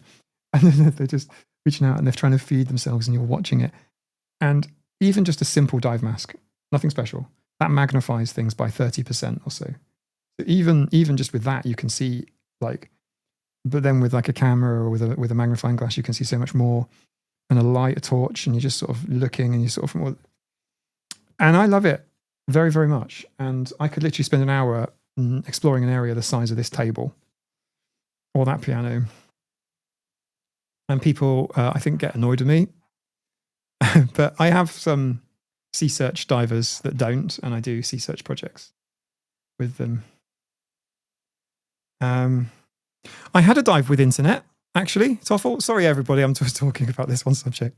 But like, you should all know this about autistic people. If you get them talking about a subject that they really enjoy, you might be there a while. I got to have a dive with internet and with a tablet. And it was on a shipwreck. It's called HMS Racehorse, if you want to look it up. It was, I don't know a huge amount about ships, I'm perfectly honest with you. It's just not my interest. But shipwrecks, I think. And the cannonballs and bits of ship. I'm sorry, everybody. The oldest shipwreck I've seen is an Elizabethan wreck called the Gresham. But anyway, that was cool because it's so cool to like touch I don't know what they're called. To touch the old stuff that's wood from the Elizabethan era. Not Elizabeth II, but the other one. It's amazing. And but yeah, I've been diving with a tablet, and that's just been amazing because you can see where you are, and it's literally like playing. It's literally like playing Subnautica. That's the best way I can describe it. A colder, darker version of Subnautica. Oh, Subnautica's dark, isn't it? So yeah, Subnautica.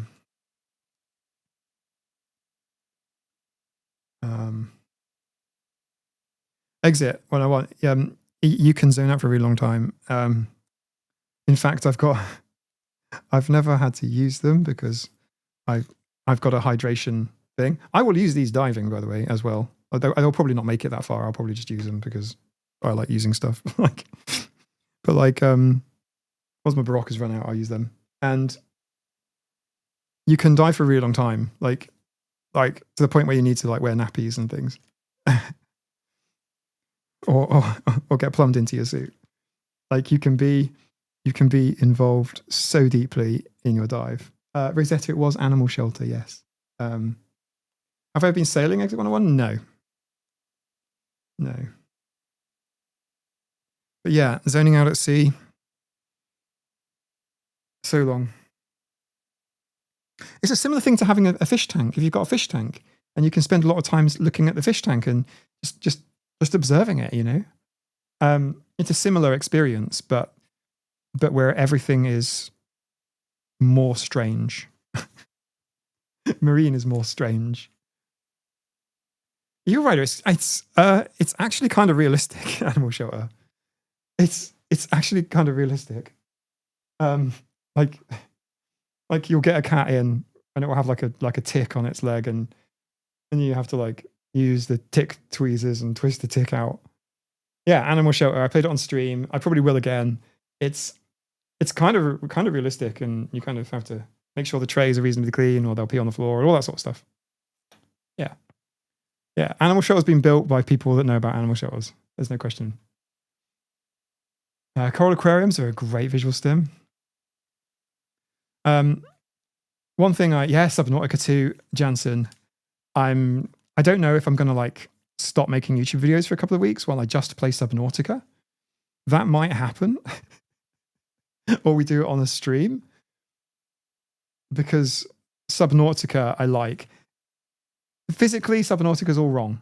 But I love the game. It's you just have to assume like alien physics as well. But it's just amazing. It's such a fun game. I got my open water in 2019 for my life fell apart. I'm sorry. Relearn everything. Yeah, you have to do like a little bit more, but like I wouldn't worry too much about it. I'm at the stage now where if I want to spend more time in the sea or dive deeper, I need to use a rebreather because helium is so expensive. I haven't done my helium courses at all. I haven't gone that direction. I'm not going to because who wants to spend like $200 just for one dive? No one can do that. Come on now. So not even if it's funded science, can you easily get money like that to use helium in your mix? So it's rebreathers, and rebreathers are like quite expensive. And I would do that though. I would do rebreather training, and you'd all hear about it because I wouldn't stop talking about it. Yeah, rock pools are amazing as well. There's so much intertidal stuff. If you know what to look when you get your eye in and you start seeing stuff, phenomenal.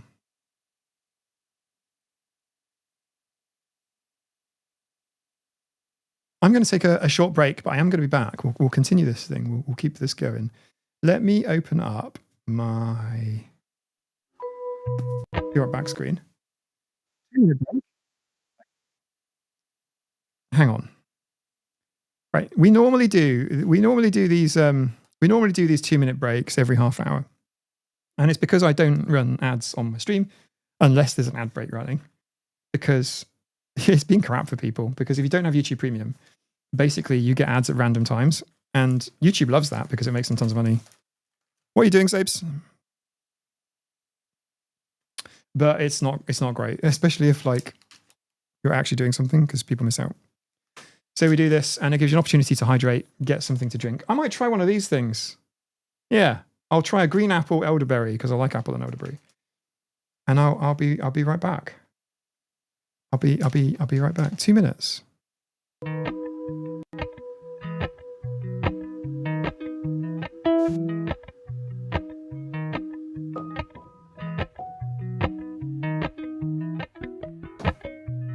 Appalachian sunrise meets my skin.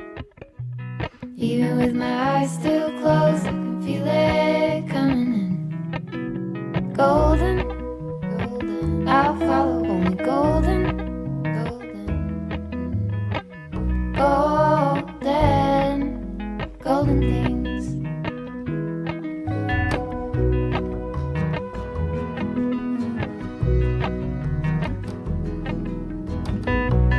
Mountain laurel high fives for miles in spring. Rainbow trout and a hummingbird wing. Golden, I'll follow only golden. Golden, golden things. Gold hair, gold rings, gold leaves, gold anything, golden, I'll follow only golden, golden, golden things.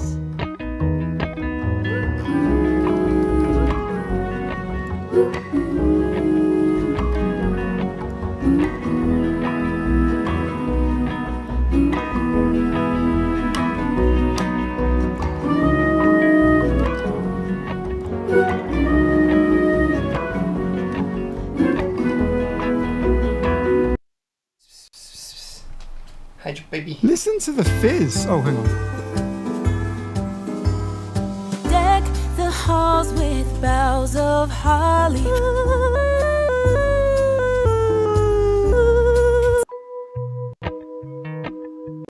Check out the fizz. I mean, You can hear it fizzing. You can definitely smell the apple. Right. Has it fully dissolved? It has. It's suspiciously green. Oh, hang on.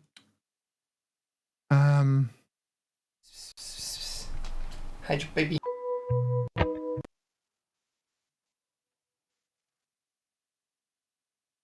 Hang on. Sorry, right. I wanna. Okay. We're getting there slowly. And that noise is the fish tank thing. Right, this is very fizzy. It's suspiciously green.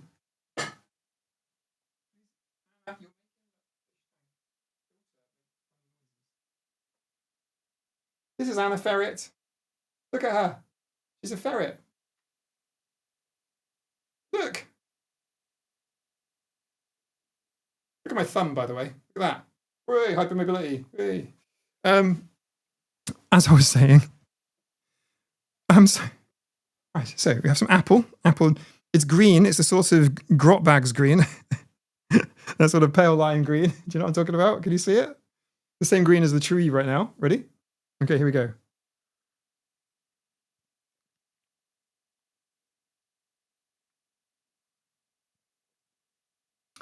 Not unpleasant. It's obviously for rehydration, so it's like a bit salty. It's a bit like it's a bit like a lime kind of flavor that you drink just after coming out of the ocean. You've still got a bit of salt on your skin. Do you know what I mean? It's not bad. I mean, it's not my choice of flavor, though. I mean, it's not like candy canes. Hey, I got sweets in here, Nina.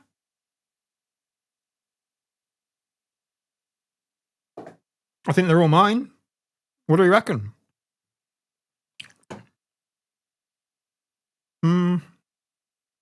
Where's the button?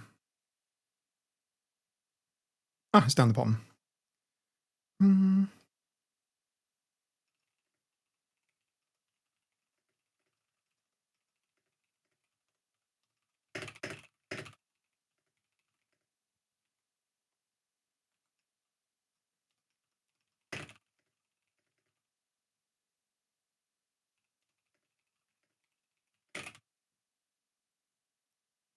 Okay, here we go. I've just started a poll.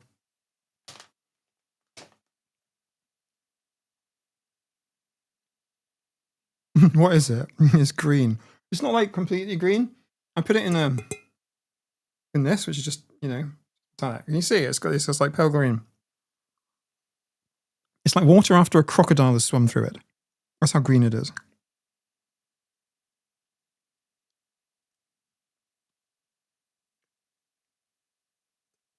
If you use a hydration drink, it basically contains electrolytes and some sort of sodium, a bit of salt and sort of stuff.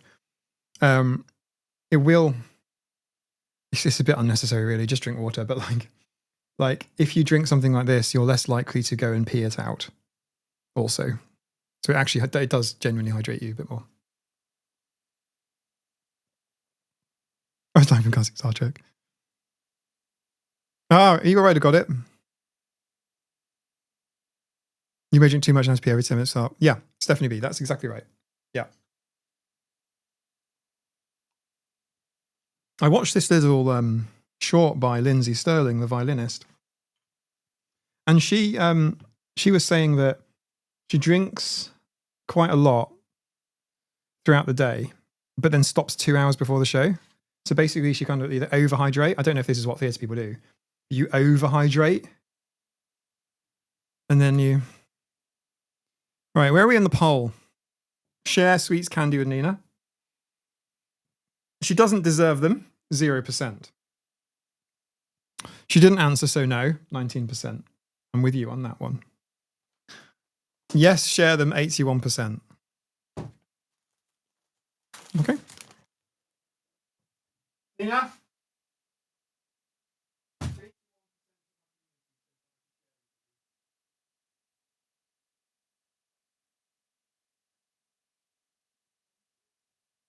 Welcome.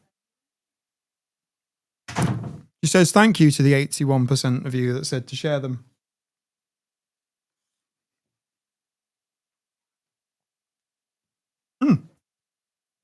Hang on. This is Pole, Princess Polly, hang on, of Fluffy Butt Castle. And she doesn't... Hey.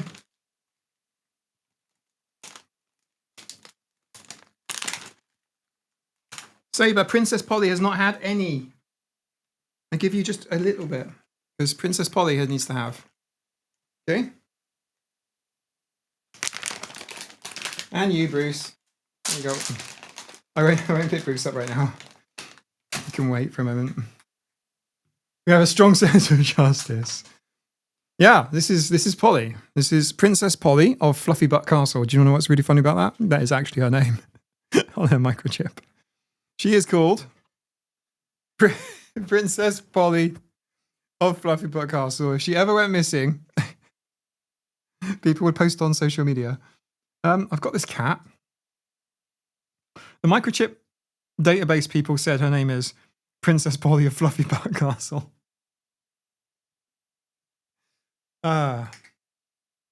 Princess Polly, everybody. Speaking of Princess Polly, this is her. Lock screen of my iPad. See how pretty? She's very photogenic. Oh. I hope you saw that before the screen turned off. Princess Polly likes to drink from the tap. Also, if you ignore her, she'll pat you for attention. She's currently sniffing about trying to find more treats. Does she really like the Hoover? Yeah, she likes all kinds of, like, we had to get rid of a lawnmower because she tried to get herself as a kitten. Well, not really a kitten. She came in, she's rescue. She's probably, I don't know, a couple of months, something like that, maybe. Yeah, she came in and kept trying to blend herself. She kept literally trying to get out and get towards noise and vibration. And it turns out that she just loves power tools and noises, fans, anything like that. Yeah, you nearly blended yourself. A blender. She loves blenders. She just loves them. It's just really strange.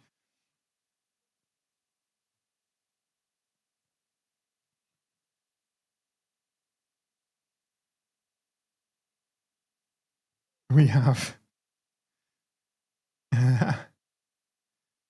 so many. Get her a bone conduction speaker. Just put her on a speaker. If it's loud enough, it'll conduct to her bones. Oh, wow, look at you all. Live long and prosper.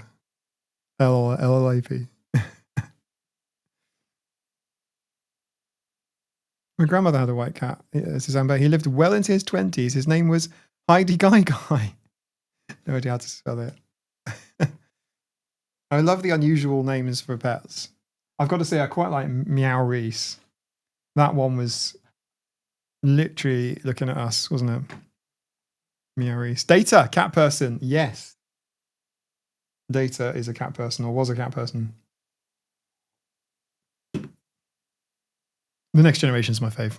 I've seen it several times. It was a real comfort show. Never really watched Deep Space Nine though. I mean, the odd episode, but I've never watched Deep Space Nine.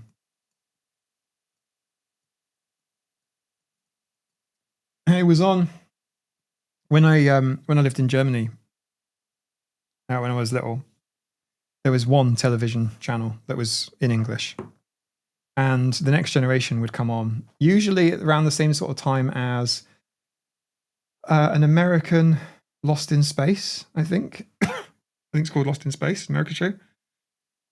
But The Next Generation would play, and it would be after church, like about maybe 3 o'clock, 2 o'clock, 3 o'clock, lunchtime after church.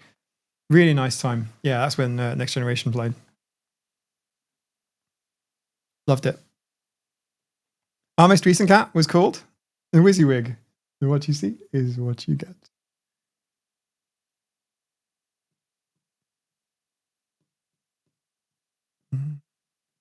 I'm digging new Trek stuff shows you. Yeah, Picard I thought was amazingly good. Way better than I thought it would be. I don't know. I didn't have like terrible expectations for it. I thought this will be kind of middling. I thought, actually, pretty good. Pretty good. I wanted to be half Borg, like 7 or 9 at one point in my childhood. Oh, I can imagine quite a few of us were like that. Hey, Geronif from Twitch, how is it going? Lost in Space, Danger Will Robinson. That was it. Danger Will Robinson, yes. I might have to watch that Lost in Space again. I remember the robot with the with the like corrugated arms, and I started watching Picard for the first time the other day. What did you think of it, Toffel? You can say you didn't think it was that good if you wanted to, but like it is. I'll do half Klingon and half Vulcan. Half human, half Vulcan. Nate is me, except I'm not an android. Blake 7's a proper banger. Enjoyed Lower Decks. Yeah, TJ liked Lower Decks too. I haven't seen Lower Decks at all. Might have to watch some of it. I quite liked the first couple of seasons we got. So I think I don't want to spoil it. Yeah, I can't speak about it. I thought it was quite good. Quite different. Yeah, very different. Very different, and also it's kind of like it's sort of like you'd expect it to be, sort of. You know, Picard as a farmer, sort of thing. It's hard to explain. The French connection, but it is ace. Farscape is my all-time favorite sci-fi. What about Dune? June?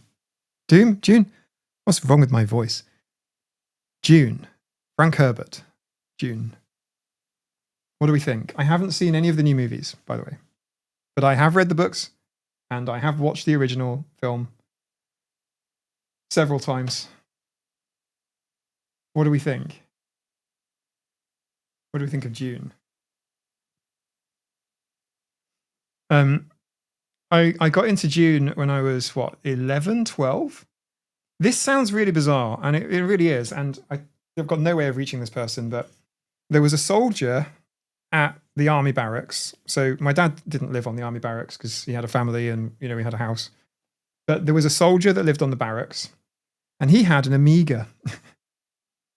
And he lent me this Amiga when he was off on exercise.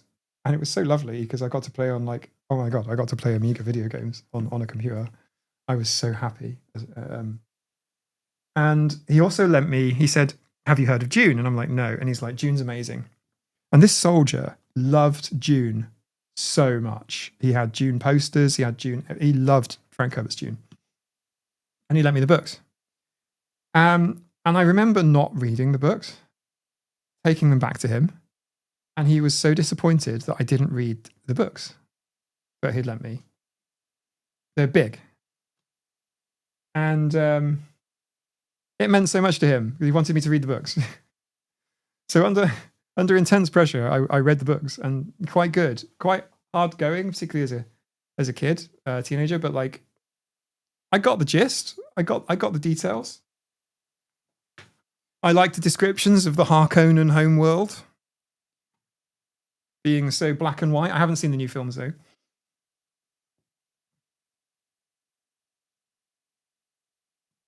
The Sting power pose. Yeah, Sting. What's he doing? He's like,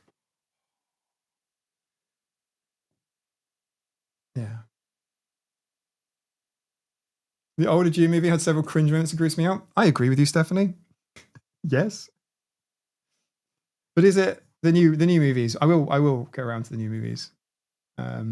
But P, what's it about? It's about it's kind of, in some respects, like the races are done sort of simplistically, a bit like Star Trek, but you've got a race of sort of a warlike aggressive race of humanoids that live on a sort of like a barren world, and they're very sort of war focused. And then you've got another race of people that are very I would guess, kind of like Americans. So they're kind of like the good guys, you know what I mean? It's kind of how it felt to me, or at least how they were written. And then there's other races as well, but they're all kind of like people. But there's a planet which has this sort of drug on it in the sand called spice, which ironically is the term now used for a really horrible drug that people take in some English cities. And there's a war to get the spice because the emperor of the planet, June, which is just a big sandy planet with big worms, big space worms, basically said whoever wins a big war can control the production of the spice. And it's that sets up the conflict, and off you go. And there's like native people that live on this planet as well. Have I just talked about June without even looking at the chat once? I'm sorry, everybody. And then 10 people leave. They don't want to hear about it. They all want the catnip. Yes, exactly the OP. They all want the catnip. I saw it as a crude oil reference. There's a lot. I think actually it is. I think I'm led to believe that it was indeed a crude oil reference, the spice, because it was about transport and about, they made it into a drug as well, you know. But yeah, they kind of, it was a bit like that. Discworld, yeah, Discworld's ace. The only ones who look forward to the footnotes.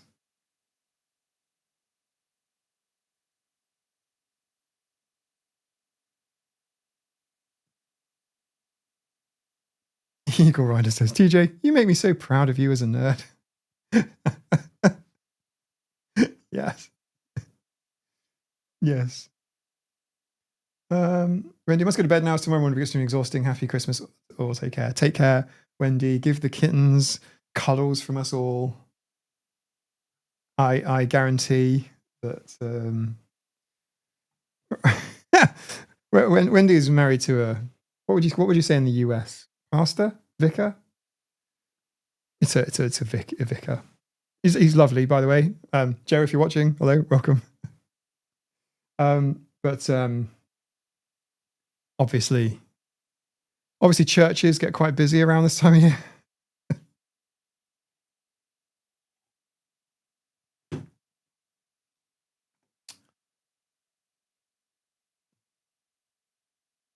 It's got a lot of politics of the Phantom Menace. Yes. Frank Herbert said spice was an analogy for oil, a limited resource without which civilization would collapse. Yes. Yeah, I've read that. It sort of makes sense, except people getting high off the oil. I don't know how that works. I'm not sure how people getting high off the oil works. I use Discord audiobooks as bedtime stories to sleep to. That's amazing. Jamie, you've inspired me. Discworld audiobook sounds amazing. That sounds like a great way to enjoy Discworld, yeah.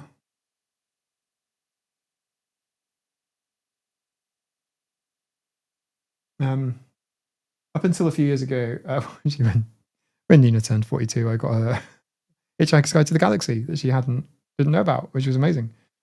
Did you introduce her to Hitchhiker? It's nice to be able to just follow one chat thread rather than like two.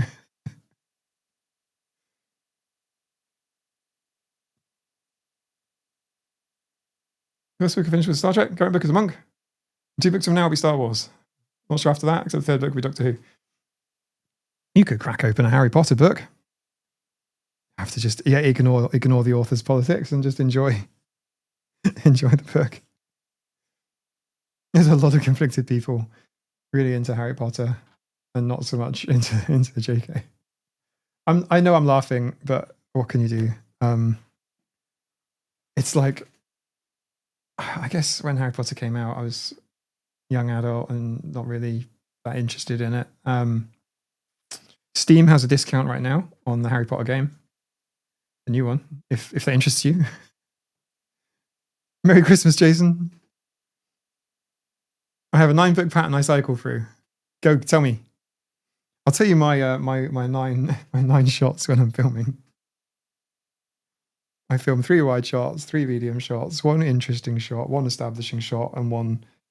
I've forgotten what my 9th one was. 3 wide, 3 medium. Oh, 1 close-up shot.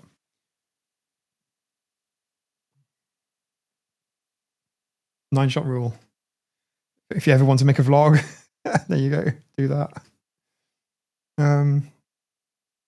Spice and Gin is a drug that enables space travel to exist, but withdrawals also fatal. Also metaphorical layers to it, yeah. Reread Jurassic Park by Michael Crichton every year. Is Jurassic Park that much different from the film?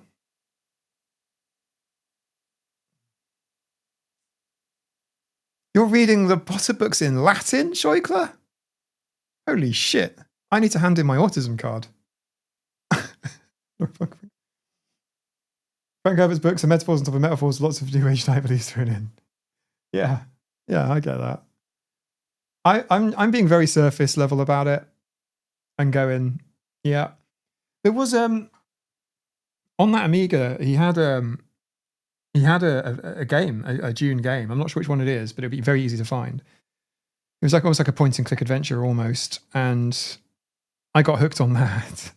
I couldn't complete it ever, but I got pretty far.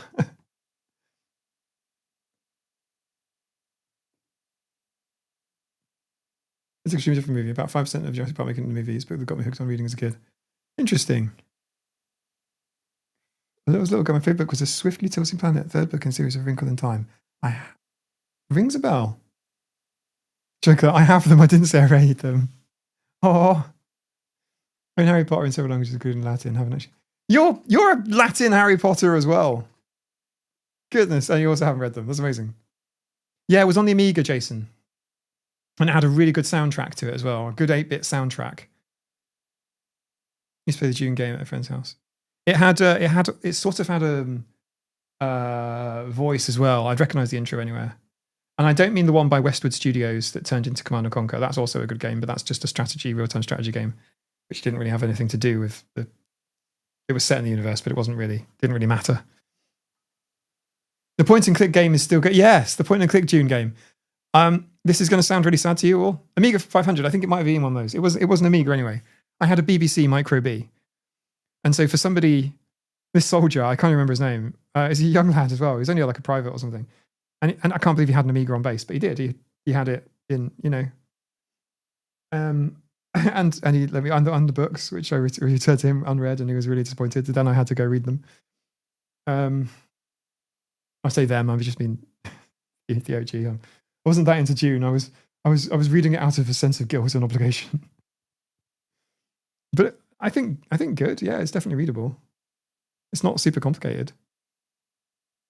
Autism reads ASMR. So I got here. What's the deal with the cat ears? You've lost me.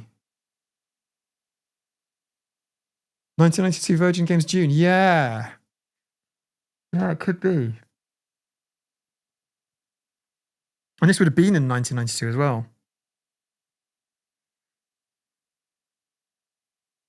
Southern Commodore 64s. Oh shit, the cat is in my head. I forgot I had them on. I just see my face. Oh yes, I've done an entire stream wearing cat ears. I have done an entire stream wearing cat ears. I watched. I watched Let's Play on YouTube. There's a niche and a half of somebody completing that game, and I enjoyed every second of it. I watched the Let's Play of it. So you just know, well, Laura have it. You just noticed them. They're actually quite comfortable. I was not even aware I had them on. They're permanently implanted. No, they're not. They're... Okay, here we go. We're going to do a poll.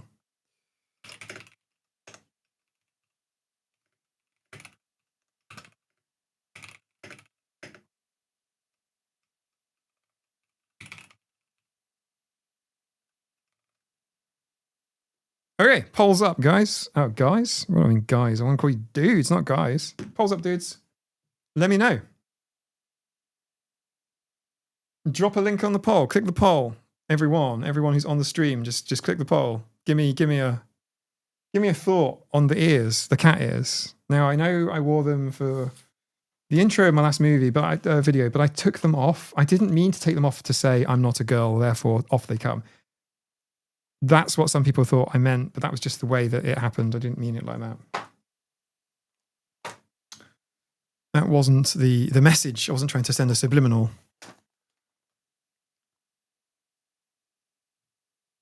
Will I not be taken seriously? I turn up to an interview wearing these. Oh, no, seriously though. Cat ears? I thought I was playing the cat ear game. You say something about cat ears and you get banned. Mention the ears and you get banned. El Moon Light. Amazing. Respect.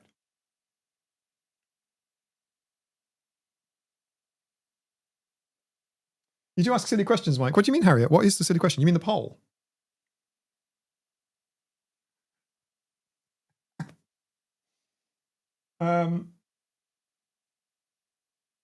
It's had 37 votes. I'm pretty sure we could easily double that number of votes.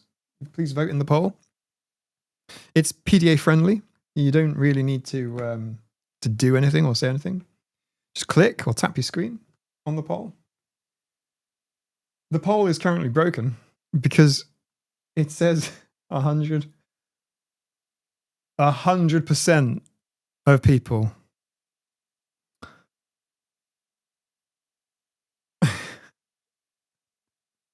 I don't need to complete the poll.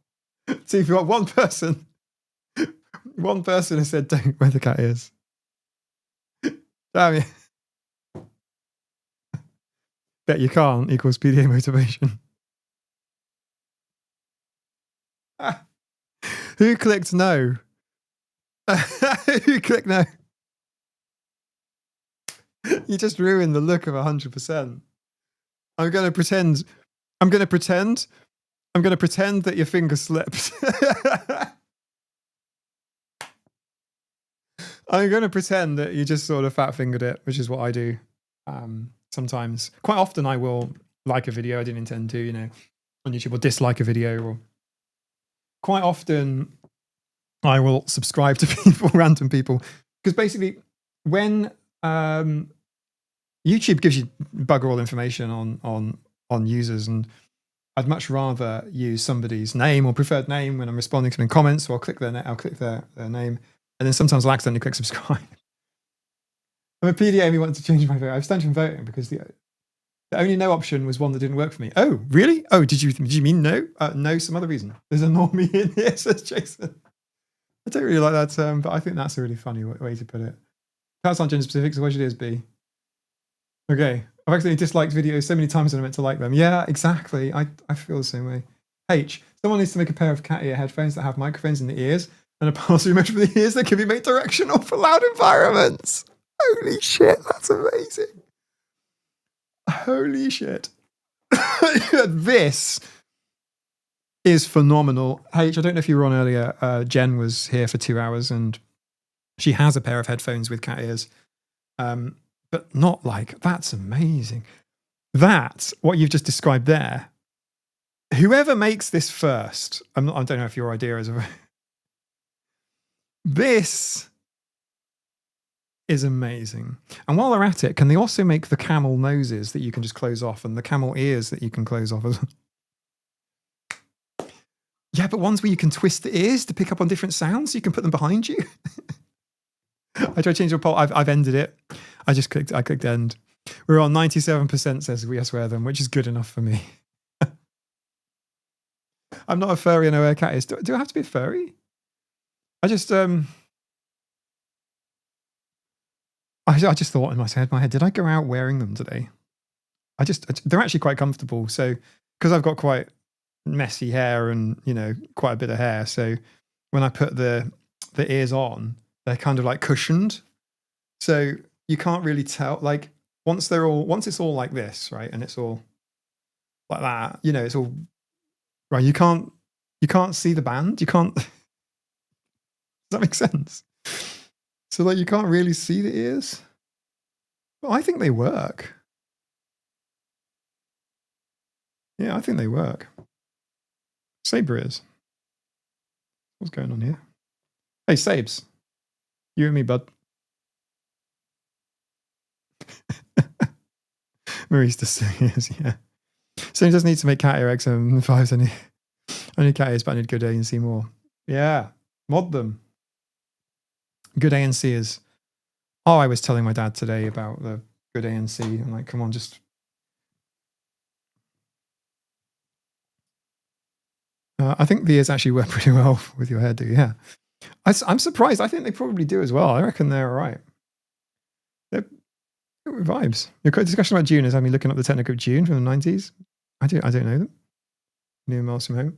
Nina and I were listening to 80s. Somebody on YouTube has created an 80s music video playlist, and we were watching that. And just before the stream started, Frankie Goes to Hollywood was on. The Village people must have said, we're going to make a gay music video. This is like 80s, right? And then I think Frankie Goes to Hollywood was like, yeah, hold my beer. Because that song was a banger of my childhood, and I had seen the music video before, but as an adult, I'd never seen the music video as a child because it was banned on the BBC. It's pretty erotic. Mike's missing whiskers. Steady on. Relax. Don't do it. Radio. Never mind. I think it's a great song. I remember singing it as a kid. I never understood what was going on. I'm not 100% sure you're not a shapeshifter who's really a cat pretending to be human. Yeah, I have more cat paraphernalia that's come out on earlier streams. I will have to put that all on. And there are take care, or is it take care? I genuinely mean that, not in a just a thing to say thing, because like the next sort of week or whatever is kind of critical for autistic people. Layla P, the music video for Frankie Goes to Hollywood's Relax. It has full frontal nudity on it though, and this was the 80s. But Nina said, like the content back then was quite shocking for the time. But then, like, it's not like this culture war idea that, oh God, things are getting worse. Oh wow, people are like, no. If anything, things are getting tamer. I'm just saying. Just saying.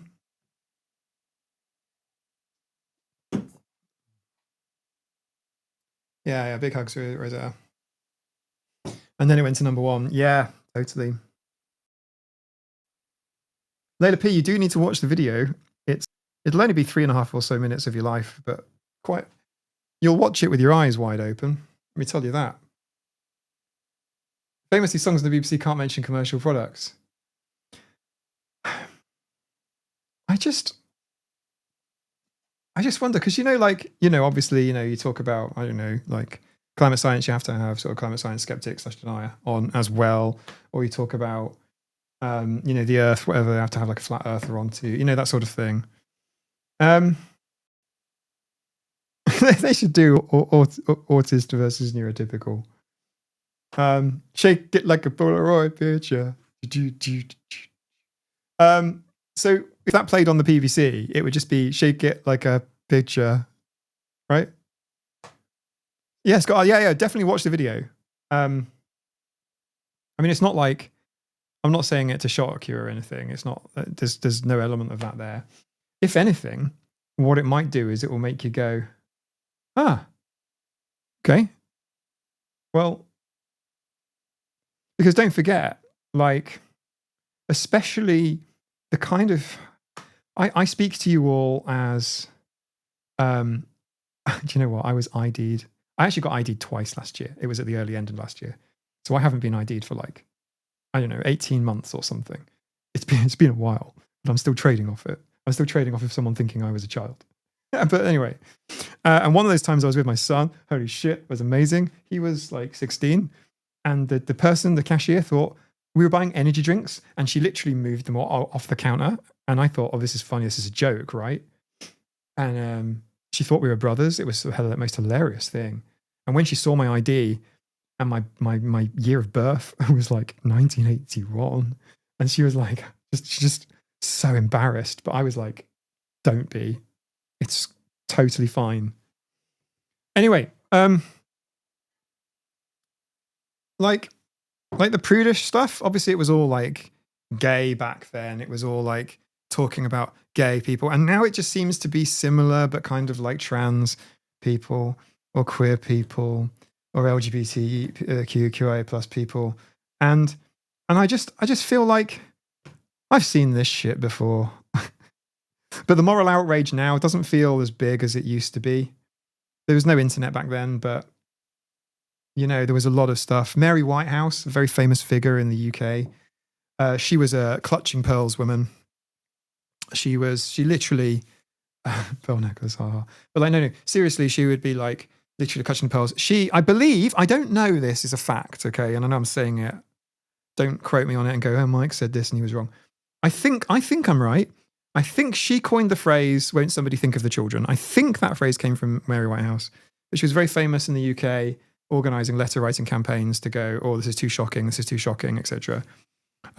She's one of the reasons why you can, after 9 p.m. in the UK, say the word shit, but you can't say it more than 3 times in half an hour and you have to space them out. That sort of thing, those kind of rules, they all came about because of the Mary Whitehouse thing, the prudish thing. And I think a lot of you guys, especially in the US, have this as well. The Simpsons did talk about it. They did, you do it, but I think they probably got it from Mary Whitehouse. I'm not 100%, but I think Mary Whitehouse was the first one to do the why would someone think of the children? I think that's what it was. I could be wrong. I could be wrong, but I think as a Doctor Who fan, I'm very familiar with Mary Whitehouse. What did Mary Whitehouse do to Doctor Who? I bet she did, because she was like professional outrage back then. And so, you know, Nina and I were just sort of, you know, we saw the Frankie Goes to Hollywood video amongst other videos from the 80s. You know, they're all very funny now. But that one particularly, Madonna, Like a Prayer, is pretty sacrilegious. Doesn't bother me, but I know it can be very offensive to many people. There was a lot of stuff back then, and that, you know, it's not like we've had this moral decline. And I think that conflating someone's sexuality with moral sort of decline, which is what some areas of society like to do, I think is completely bang out of order.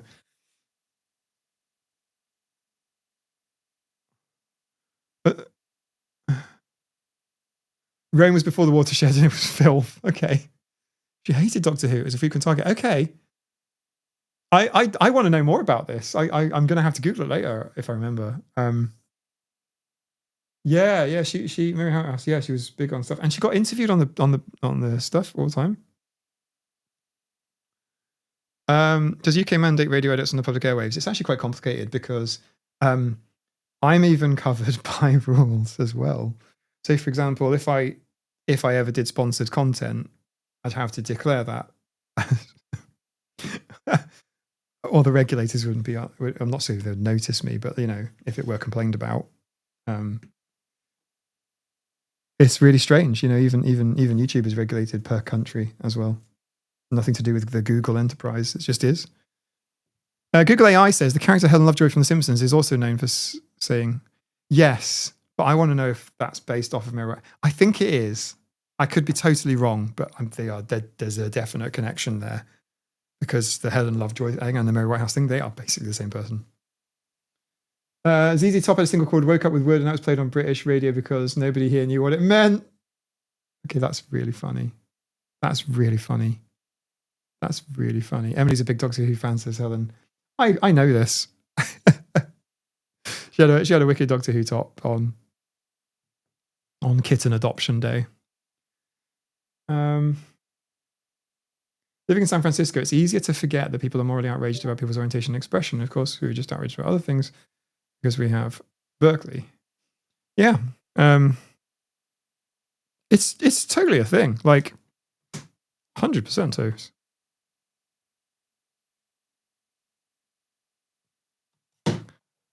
Raw.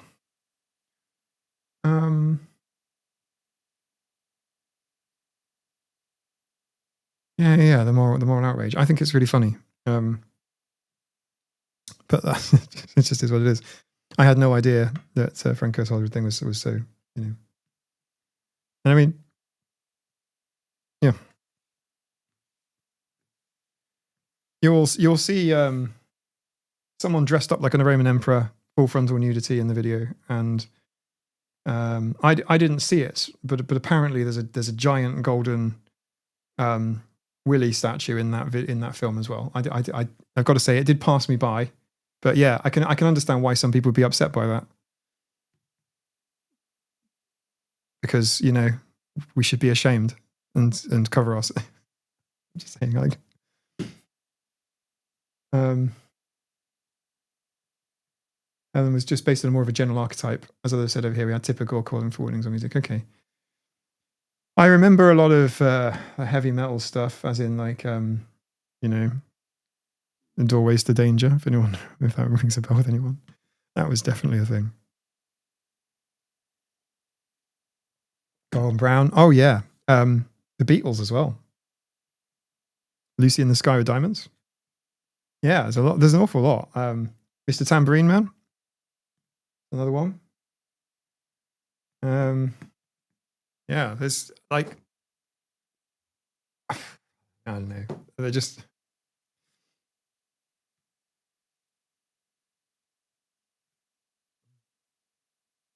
Je t'aime caused riots, I heard. Yeah, Je t'aime was I remember that one causing issues. I just remember that one being on the news and being sort of complained about because it was like too erotic or something. It's like, what the hell? It was funny at the time. I mean, I was a child and giggling at it, but it was very amusing. It was just funny. I don't.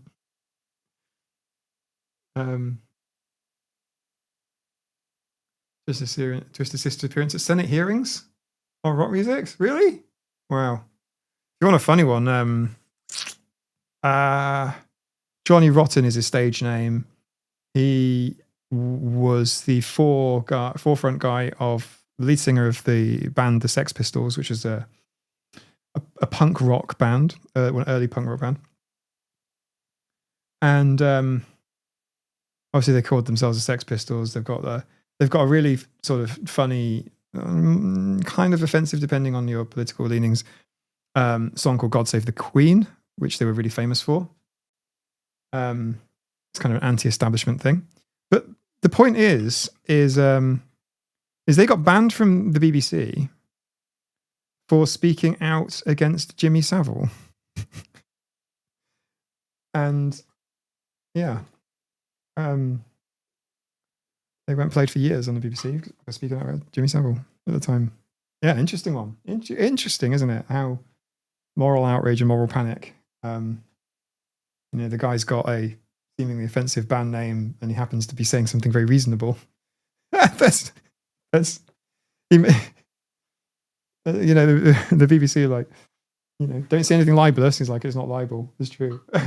And then, yeah, Rage Against the Machine. Yeah, totally. But it's like it just amuses me that somebody that looks or is very anti-establishment, is a sort of person. John Lyndon, that was it. Yeah. Punk rebelling system, and yeah, like the thing I have to respect is he did speak out about the Jimmy Savile stuff, and yeah, and you wouldn't expect that. He's a Brexiteer.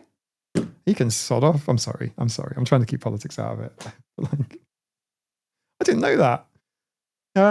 You from White House have people thinking rock music is close to children before the dancing jazz. Yeah. Oh, the Victorians. We need to do an episode. We need to do, I don't know, like a live stream about the Victorians. But the Victorians thought a lot of stuff was very, very saucy. The Victorians had some very interesting etiquette rules. And I'm not sure how I feel about it, because on one side of things, it's like there's none of this unspoken rule nonsense. It's actually all written down. You can buy manuals. You can buy a fucking social manual. If you're interested in someone you want to date, then you get out of the car on a certain door, you hold it open for them, or you're allowed to walk with them from the house, and that indicates it's so much shit like this, but it's all written down, and it's really interesting.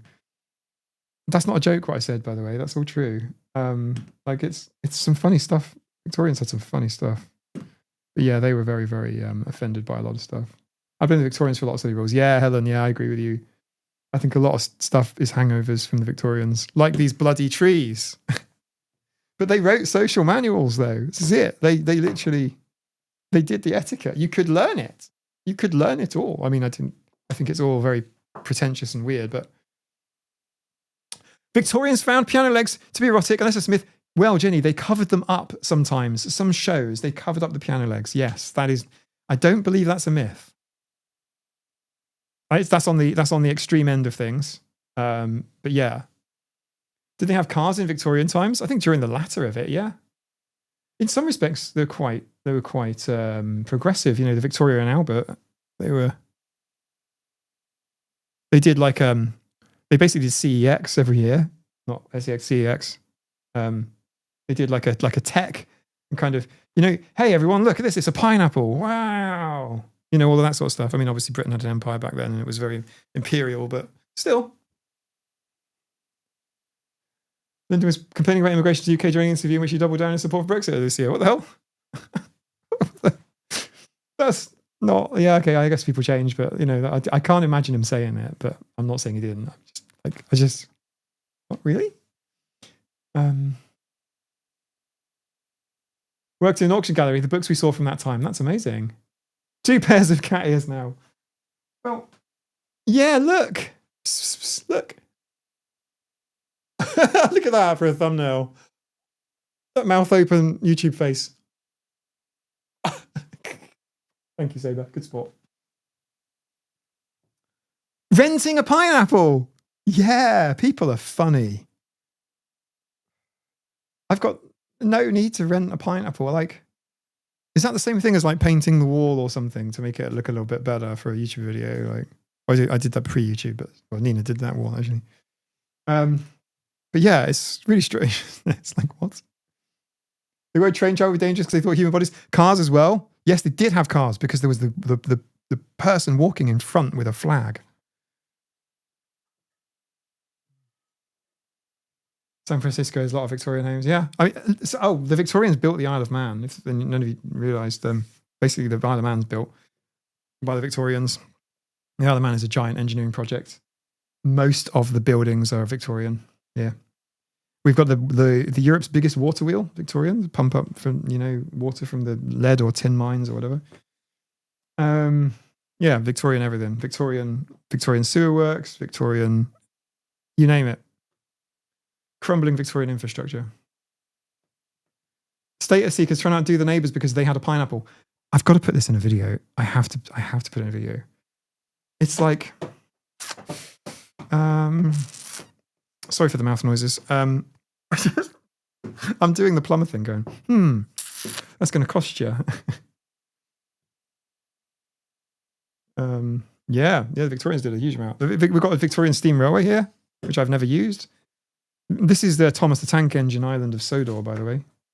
I live on Thomas the Tank Engine Island and I've never ridden a steam train. I can't possibly be autistic. I probably should ride the steam train at some point because it's, you know, choo-choo. On my Patreon, there's a video of me being interrupted by the train. I'm in the middle of a bloody forest and there is a train track that runs through it. And I say, what do autistic people want? Rhetorically, what do autistic people want? And then this trains apparently. Throw out your Auti card. I know. It's like a loyalty card, but the train box is... I'm suddenly imagining comedy involving pineapple rentals and swinger parties. Yeah. But it's a rental pineapple. I guess you'd have to pay a lot of money if you don't return it. Don't ride the train, Michael. Only encourage the NTs and their stereotypes. Jansen, I'm thinking about riding it and going. That was one of the presents. It's on the floor now. No, a Saber, by the way. He pushes stuff off. I wish I could show you. He's actually using his nose and just pushing it. That's another one on the floor. I hope they're well wrapped, Dylan. That's the third one, also on the floor now. Whatever's in them. It doesn't matter, because Saber's like, off you go. Yeah, I need to get on a train and ride it and say, don't know what all the fuss is about. Because I had plain autism instead of train autism as a kid. Just no offense to people who like trains. I can understand there's a lot to like. There's a lot to like about trains. I get the appeal. I understand why people like them. I don't really, I'm just not that bothered. Do I appreciate them? Yes. Do I use them occasionally? Yes. I use a train like a neurotypical person would use a train. I don't see the extra layer. I wouldn't be riding the train. It would be standing by the line, writing down the serial number of each one that passes. That could happen. Okay, here's one for you. We have a volunteer steam. What are they called? What are those baby steam trains called? Just the ones that you straddle and you sit on at fun fair type things and they go around. We have a really big model steam train thing here on the Isle of Man. And it's at the wildlife park, which is like a zoo. And it's a really long ride. It's like you can ride it for like 10 minutes and it's moving quite quick. And, you know, parents and their kids will sit on it. The trains are only like, you know, like a foot tall. They're very small trains. Do you know what I'm trying to say? But they're real. They are real. Like the guy has to like put coal in it and make it go. You know what I'm saying? Don't challenge me on this. I have not got a clue what I'm talking about. I'm just telling you, there are trains, like baby trains, and the old people that run those trains are very autistic. They're very autistically coded, and I think none of them will have a diagnosis. By the way, I don't think any of them will even consider. A miniature, yes, it's a miniature railway, yeah, but it's very the people that run it are very they're very autistic for better and worse, and it's just like think of an autistic trait, it's there, it's at the miniature railway club. I don't know how many people from the Isle of Man watch my stream. I mean, no offense, but like you might want to get tested. Oh no, you can't because we don't have a public pathway for a diagnosis on the Isle of Man unless you spend the money. And they'll probably be thinking, oh, I could get another 12 1 and 16 washer and O-rings, or I could go for an autism diagnosis. 116 O-rings washers or autism diagnosis. I think I'll go with the washers. I think that's what would happen. I think there's a reasonable chance that people would do the roller coasters are fun. No, I'm with you there. Good engineering on roller coasters as well, we hope.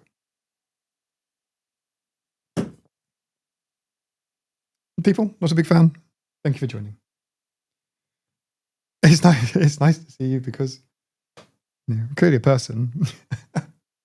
We're not at the point where AI can sort of pretend. Kind of we are, I guess.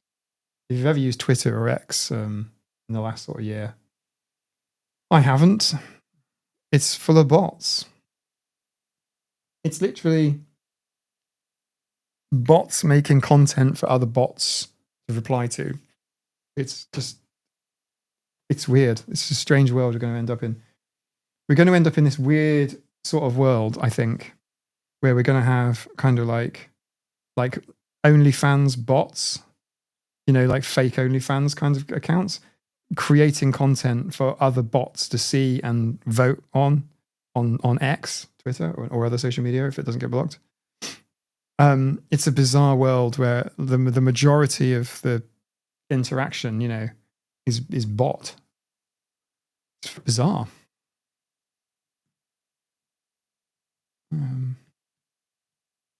Mission Park South Shields. The bots can bot off. Yeah, I'm with you on that one.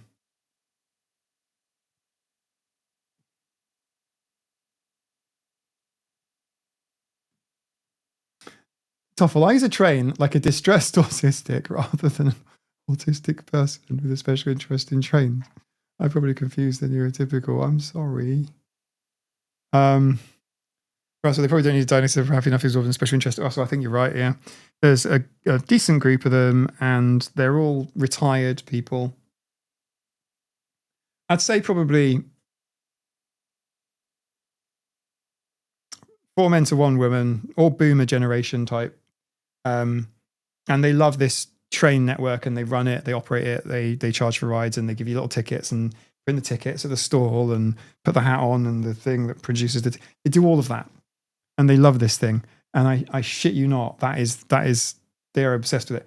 But the amazing thing is it's actually the output of that is amazing. Like there is actually a really cool miniature railway which like runs through like a zoo, and then it runs through like a swamp as well, and then it like runs through like and it goes, you know, and it's all the Blue Rail Railway. I have ridden that with in a previous life. Yeah, the Blue Bell. They do Thomas the Tank Engine days on the Blue Bell Railway. Yeah, it's a very pretty one. The Isle of Man steam trains are basically like the Blue Bell. It's like I've been on a steam train before. I've been on one. Tell me what I'm missing.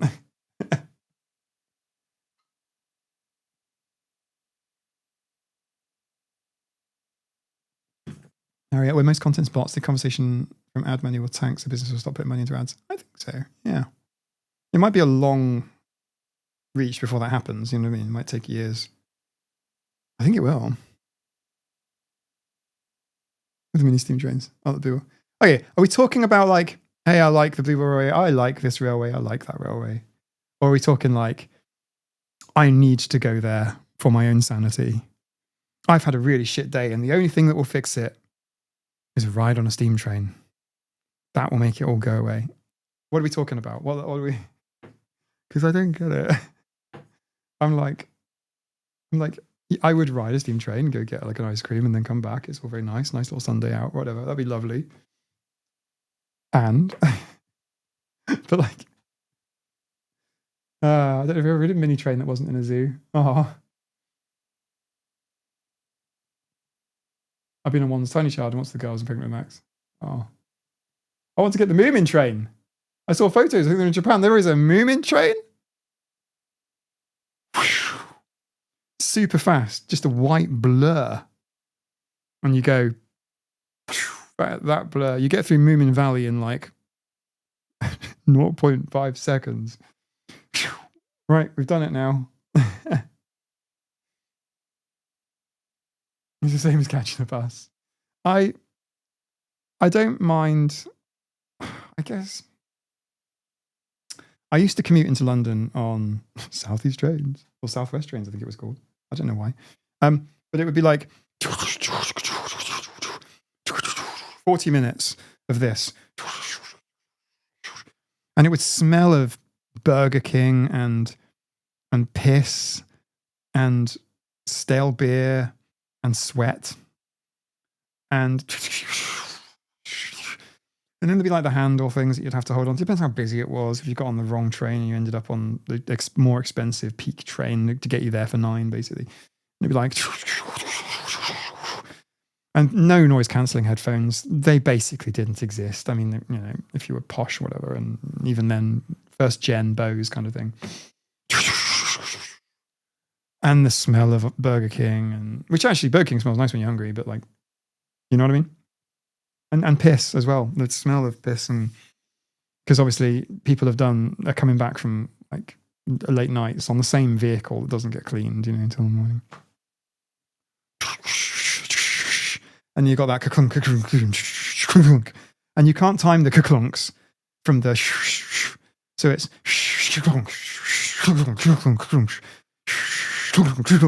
and it's like, can I please have one ka-clunk to one ka-clunk, but then they'll be like, we'll go one ka-clunk, ka-clunk, and then another ka-clunk just to catch you out. It will ka-clunk when it should shush, and it should shush when it ka-clunks. And because the trains are so expensive, you no longer have enough money for lunch.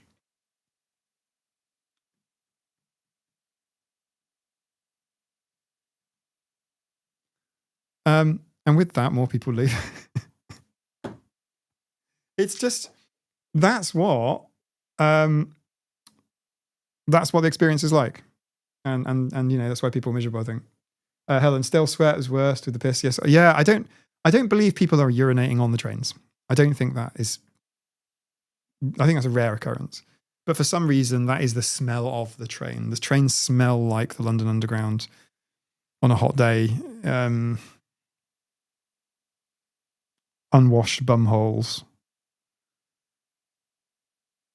Have a lovely family Christmas, Anne-Marie, and don't think about unwashed bum holes.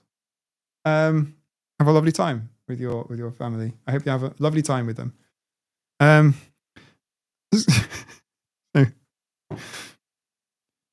Elmin Light, I walk away for a minute, come back, and all I hear is Mike going clunk, clunk, hiss, hiss. Has he finally lost his marbles? Continue listening, Elmin Light. Let me know when you get to the unwashed bum holes. So, like, this is the part that I really just don't... I really found very difficult. And, you know, I coped with it. I did it. I just did the commute. No one was happy. I don't think there was a neurotypical on there that was actually enjoying their morning. You know, with a cup of tea and a newspaper. That doesn't happen. We did. But, you know, let's say you buy yourself like a chocolate bar like or something before you get on the train. You don't want to eat it on the train because what you smell also affects how things taste. So it will smell like...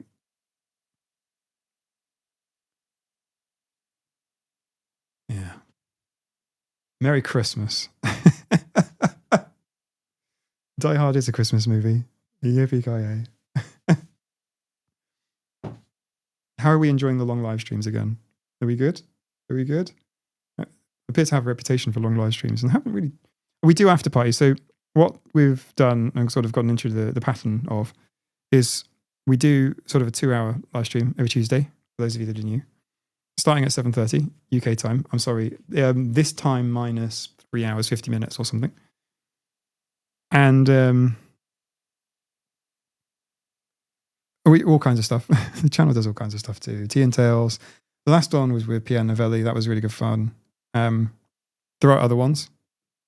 Actually, there are loads of books to go through. Probably just plow through some. The reason I jump from Naoki Hikashada, I think I said that right. He's non-speaking Japanese. He wrote this when he's 13. It's a question-answer kind of format. Getting a lot of stuff off his chest, I think. But it's a fantastic book. And it's a really interesting read when you think about Japan, 13 years old, writing a book, having been assisted by his mother and the school.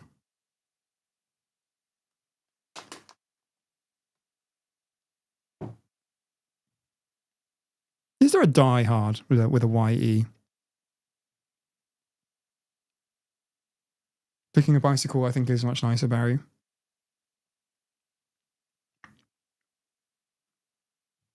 I always took a scarf to wear perfume on.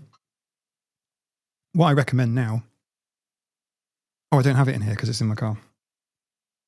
But is a little bit of essential oils you can buy. Like a tiny little roll-on. Neil's Yard sell them. They last for ages, but they're quite good too. Ring a Ring of Roses. Pocket full of posies. The posies are sweet-smelling flower. Because during the Black Death, people used to have handkerchiefs and sweet-smelling flowers to avoid the smell of the death. Helen, you're doing the same thing.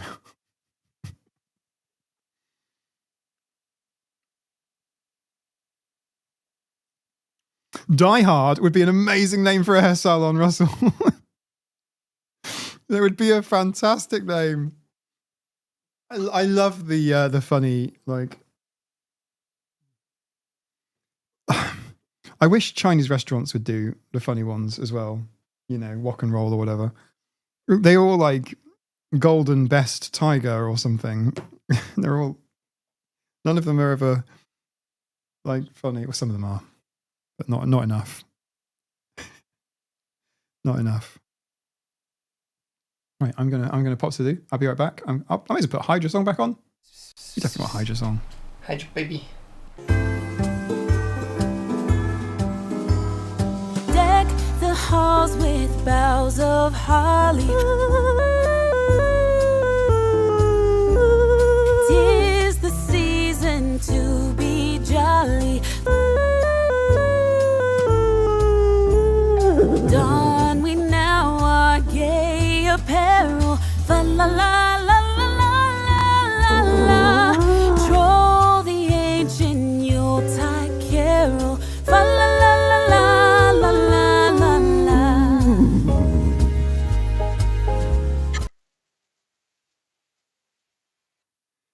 everybody. Ready? Ready? This is the best scarf you'll ever get. Mildly smelly scarf. Still. We used to have a Chinese restaurant in Portland called Hung Fa Lo. I used to have an uncle. His surname was King. His first name was Wan. His name was Wong King. My mother's side, her uncle was called Wong King. That was funny. That's still funny. I'm sorry, it's just hilarious. The folk places, yeah, Vietnamese puns, but folky, good.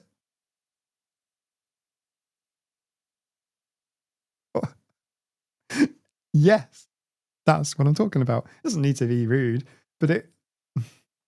There's one in Chinatown, London called Holy Food.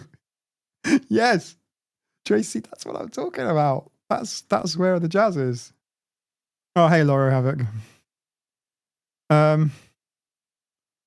That's funny. Jenny K. My autism assessor suggested using a tiny dab of Vaseline mixed with essential oils like peppermint and ginger. Yeah, although you can literally, yes, definitely do that. But it does sound like it's a bit more messy than just a little vial of essential. What? Stop it, Saber. There's nothing here for you. There is something here for you, but I'm not going to feed it to you right now.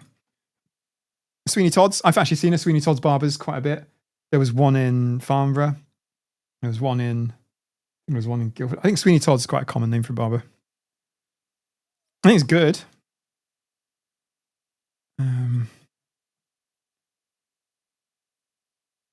Oh, did you like the cat music, Leila P? Is it funny? This one. You can go side by side. Play it. Hydra, baby. No. Deck the halls with boughs of holly. Hang on. 'Tis the season to be jolly. Don we now our gay apparel. Fa la la la la la la. Troll the ancient Yuletide carol. Fa la la la la la la la. Come on. Sing the song of your people. Hydra, baby. Sing the song of your people. You will try one more time. Deck the halls with boughs of holly. With Hydra's birth and 'Tis the season to be jolly. season to be jolly. Don we now our gay apparel. Fa la la la la la la. Troll the ancient Yuletide carol. Fa la la la la la la la.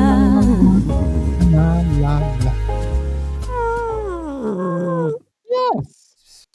Let's try one more time. Hydra, baby. I think she's wondering who's staring at her.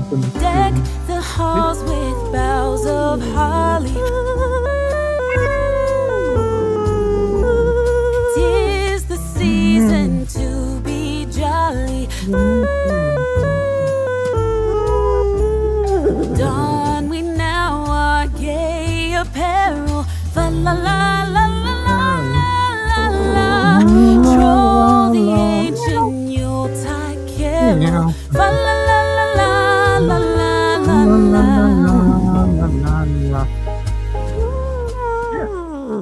Got it. Well done, Hydra. Hydra, baby. Well, every time there has to be a little bit of. She's very fluffy. That's all I'm going to say. Especially when your face is very close. And Papa Ski, you're all still in here? Well, yeah, because it's Christmas Eve, man. We are. We're Christmas Eve partying. In fact, I told you I'd be streaming all Christmas, and here we go. There are actually 3 separate streams, and the reason for that is it guarantees I have a break in there because I do need to program it in. It sounds like an automatone. Tone thing. Yeah, I know the thing you mean. Yeah. Troll the ancient Yuletide carol, isn't it though? Yeah. Yeah, it's getting trolled. Meow, meow, meow, meow, meow. All right, okay. What's the matter? Hey, chill. That was, you're very, very, yeah, all of that. Very cat-like. I like Troll the Ancient Yuletide Carol. That is funny. So I have no idea what they're singing about, but it's funny. Deck the halls with lots of cat fur. Oh, they have stockings as well. We'll open all of these things tomorrow. Traditional Christmas, even though traditional Christmas kind of like Norwegian style is today, not yesterday. My head is going. I'm going to drink this. I love the cat PDA thing. like I just like, no, not going to be any cut and run. Yeah, cut and run's another one. Curl up and die is really funny, if slightly slightly morbid.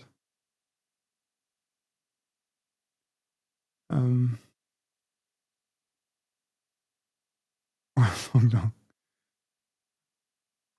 That's funny. And to Sweden, take care. And you're very welcome.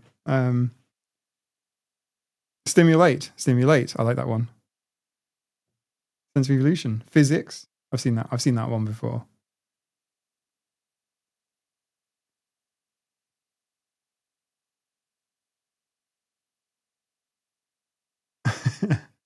Autistic neurodiverse. Stimulate. Yep, because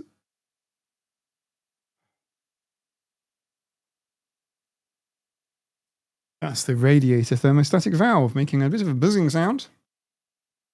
Hydra is a catamatone. I do like this song. It's great. It's like... Deck the halls with boughs of holly. Tis the season to be jolly. Get rushed. Don we now our gay apparel. Fa la la la la la la la. Troll is the season. Anna and Oscar there, look. In the basket here. Deck the halls with boughs of holly. Tis the season to be jolly. Don we now our gay apparel. Fa la la la la la la la. Troll the ancient Yuletide carol. Fa la la la la la la la.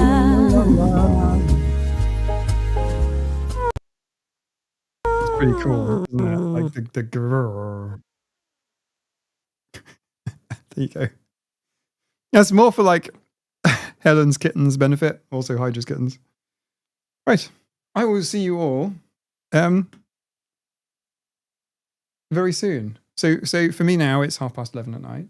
There will be 3 streams tomorrow. Basically all day, but with breaks. That's how this is going to go. All day with breaks. We've got 3 streams going on. Yeah. We'll do YouTube. Normally there is YouTube stream and then after party stream, but we're keeping it all on YouTube for now for those who cannot join, but in future there'll be obviously the exclusives. There's usually 4 exclusive members only live streams per month.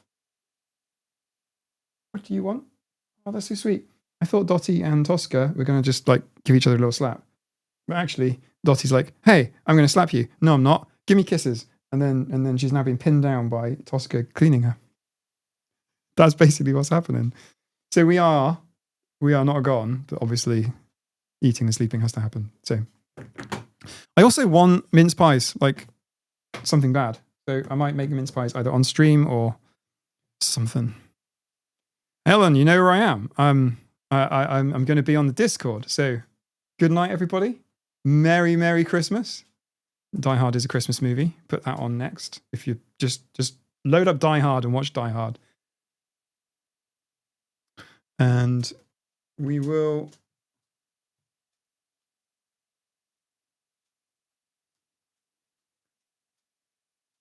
Yippee-ki-yay, mother...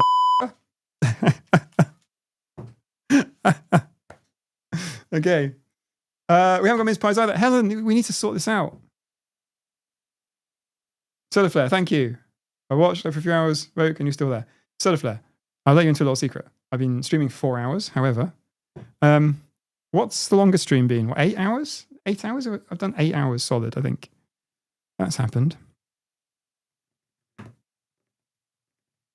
Beating the cats 7.5 hours they did on their own, which was pretty amazing. Good night, everybody. Hang on a second. I need to quickly play with something. What is that? It's a Christmas tree background. Oh wow, I need to do this. I can't do these easily. There's a small chance that I'm going to have to delete the live streams that are posted and repost them.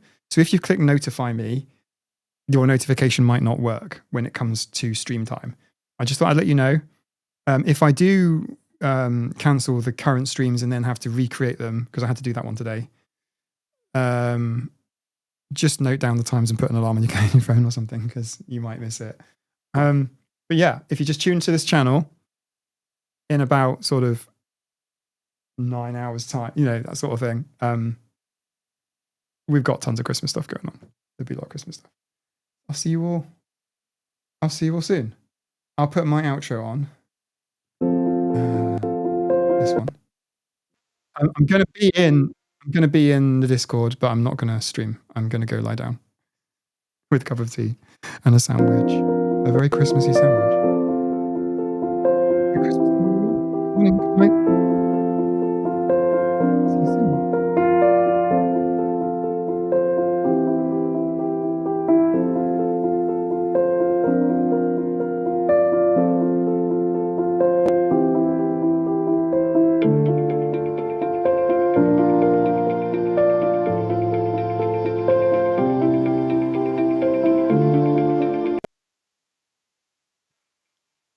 I totally forgot.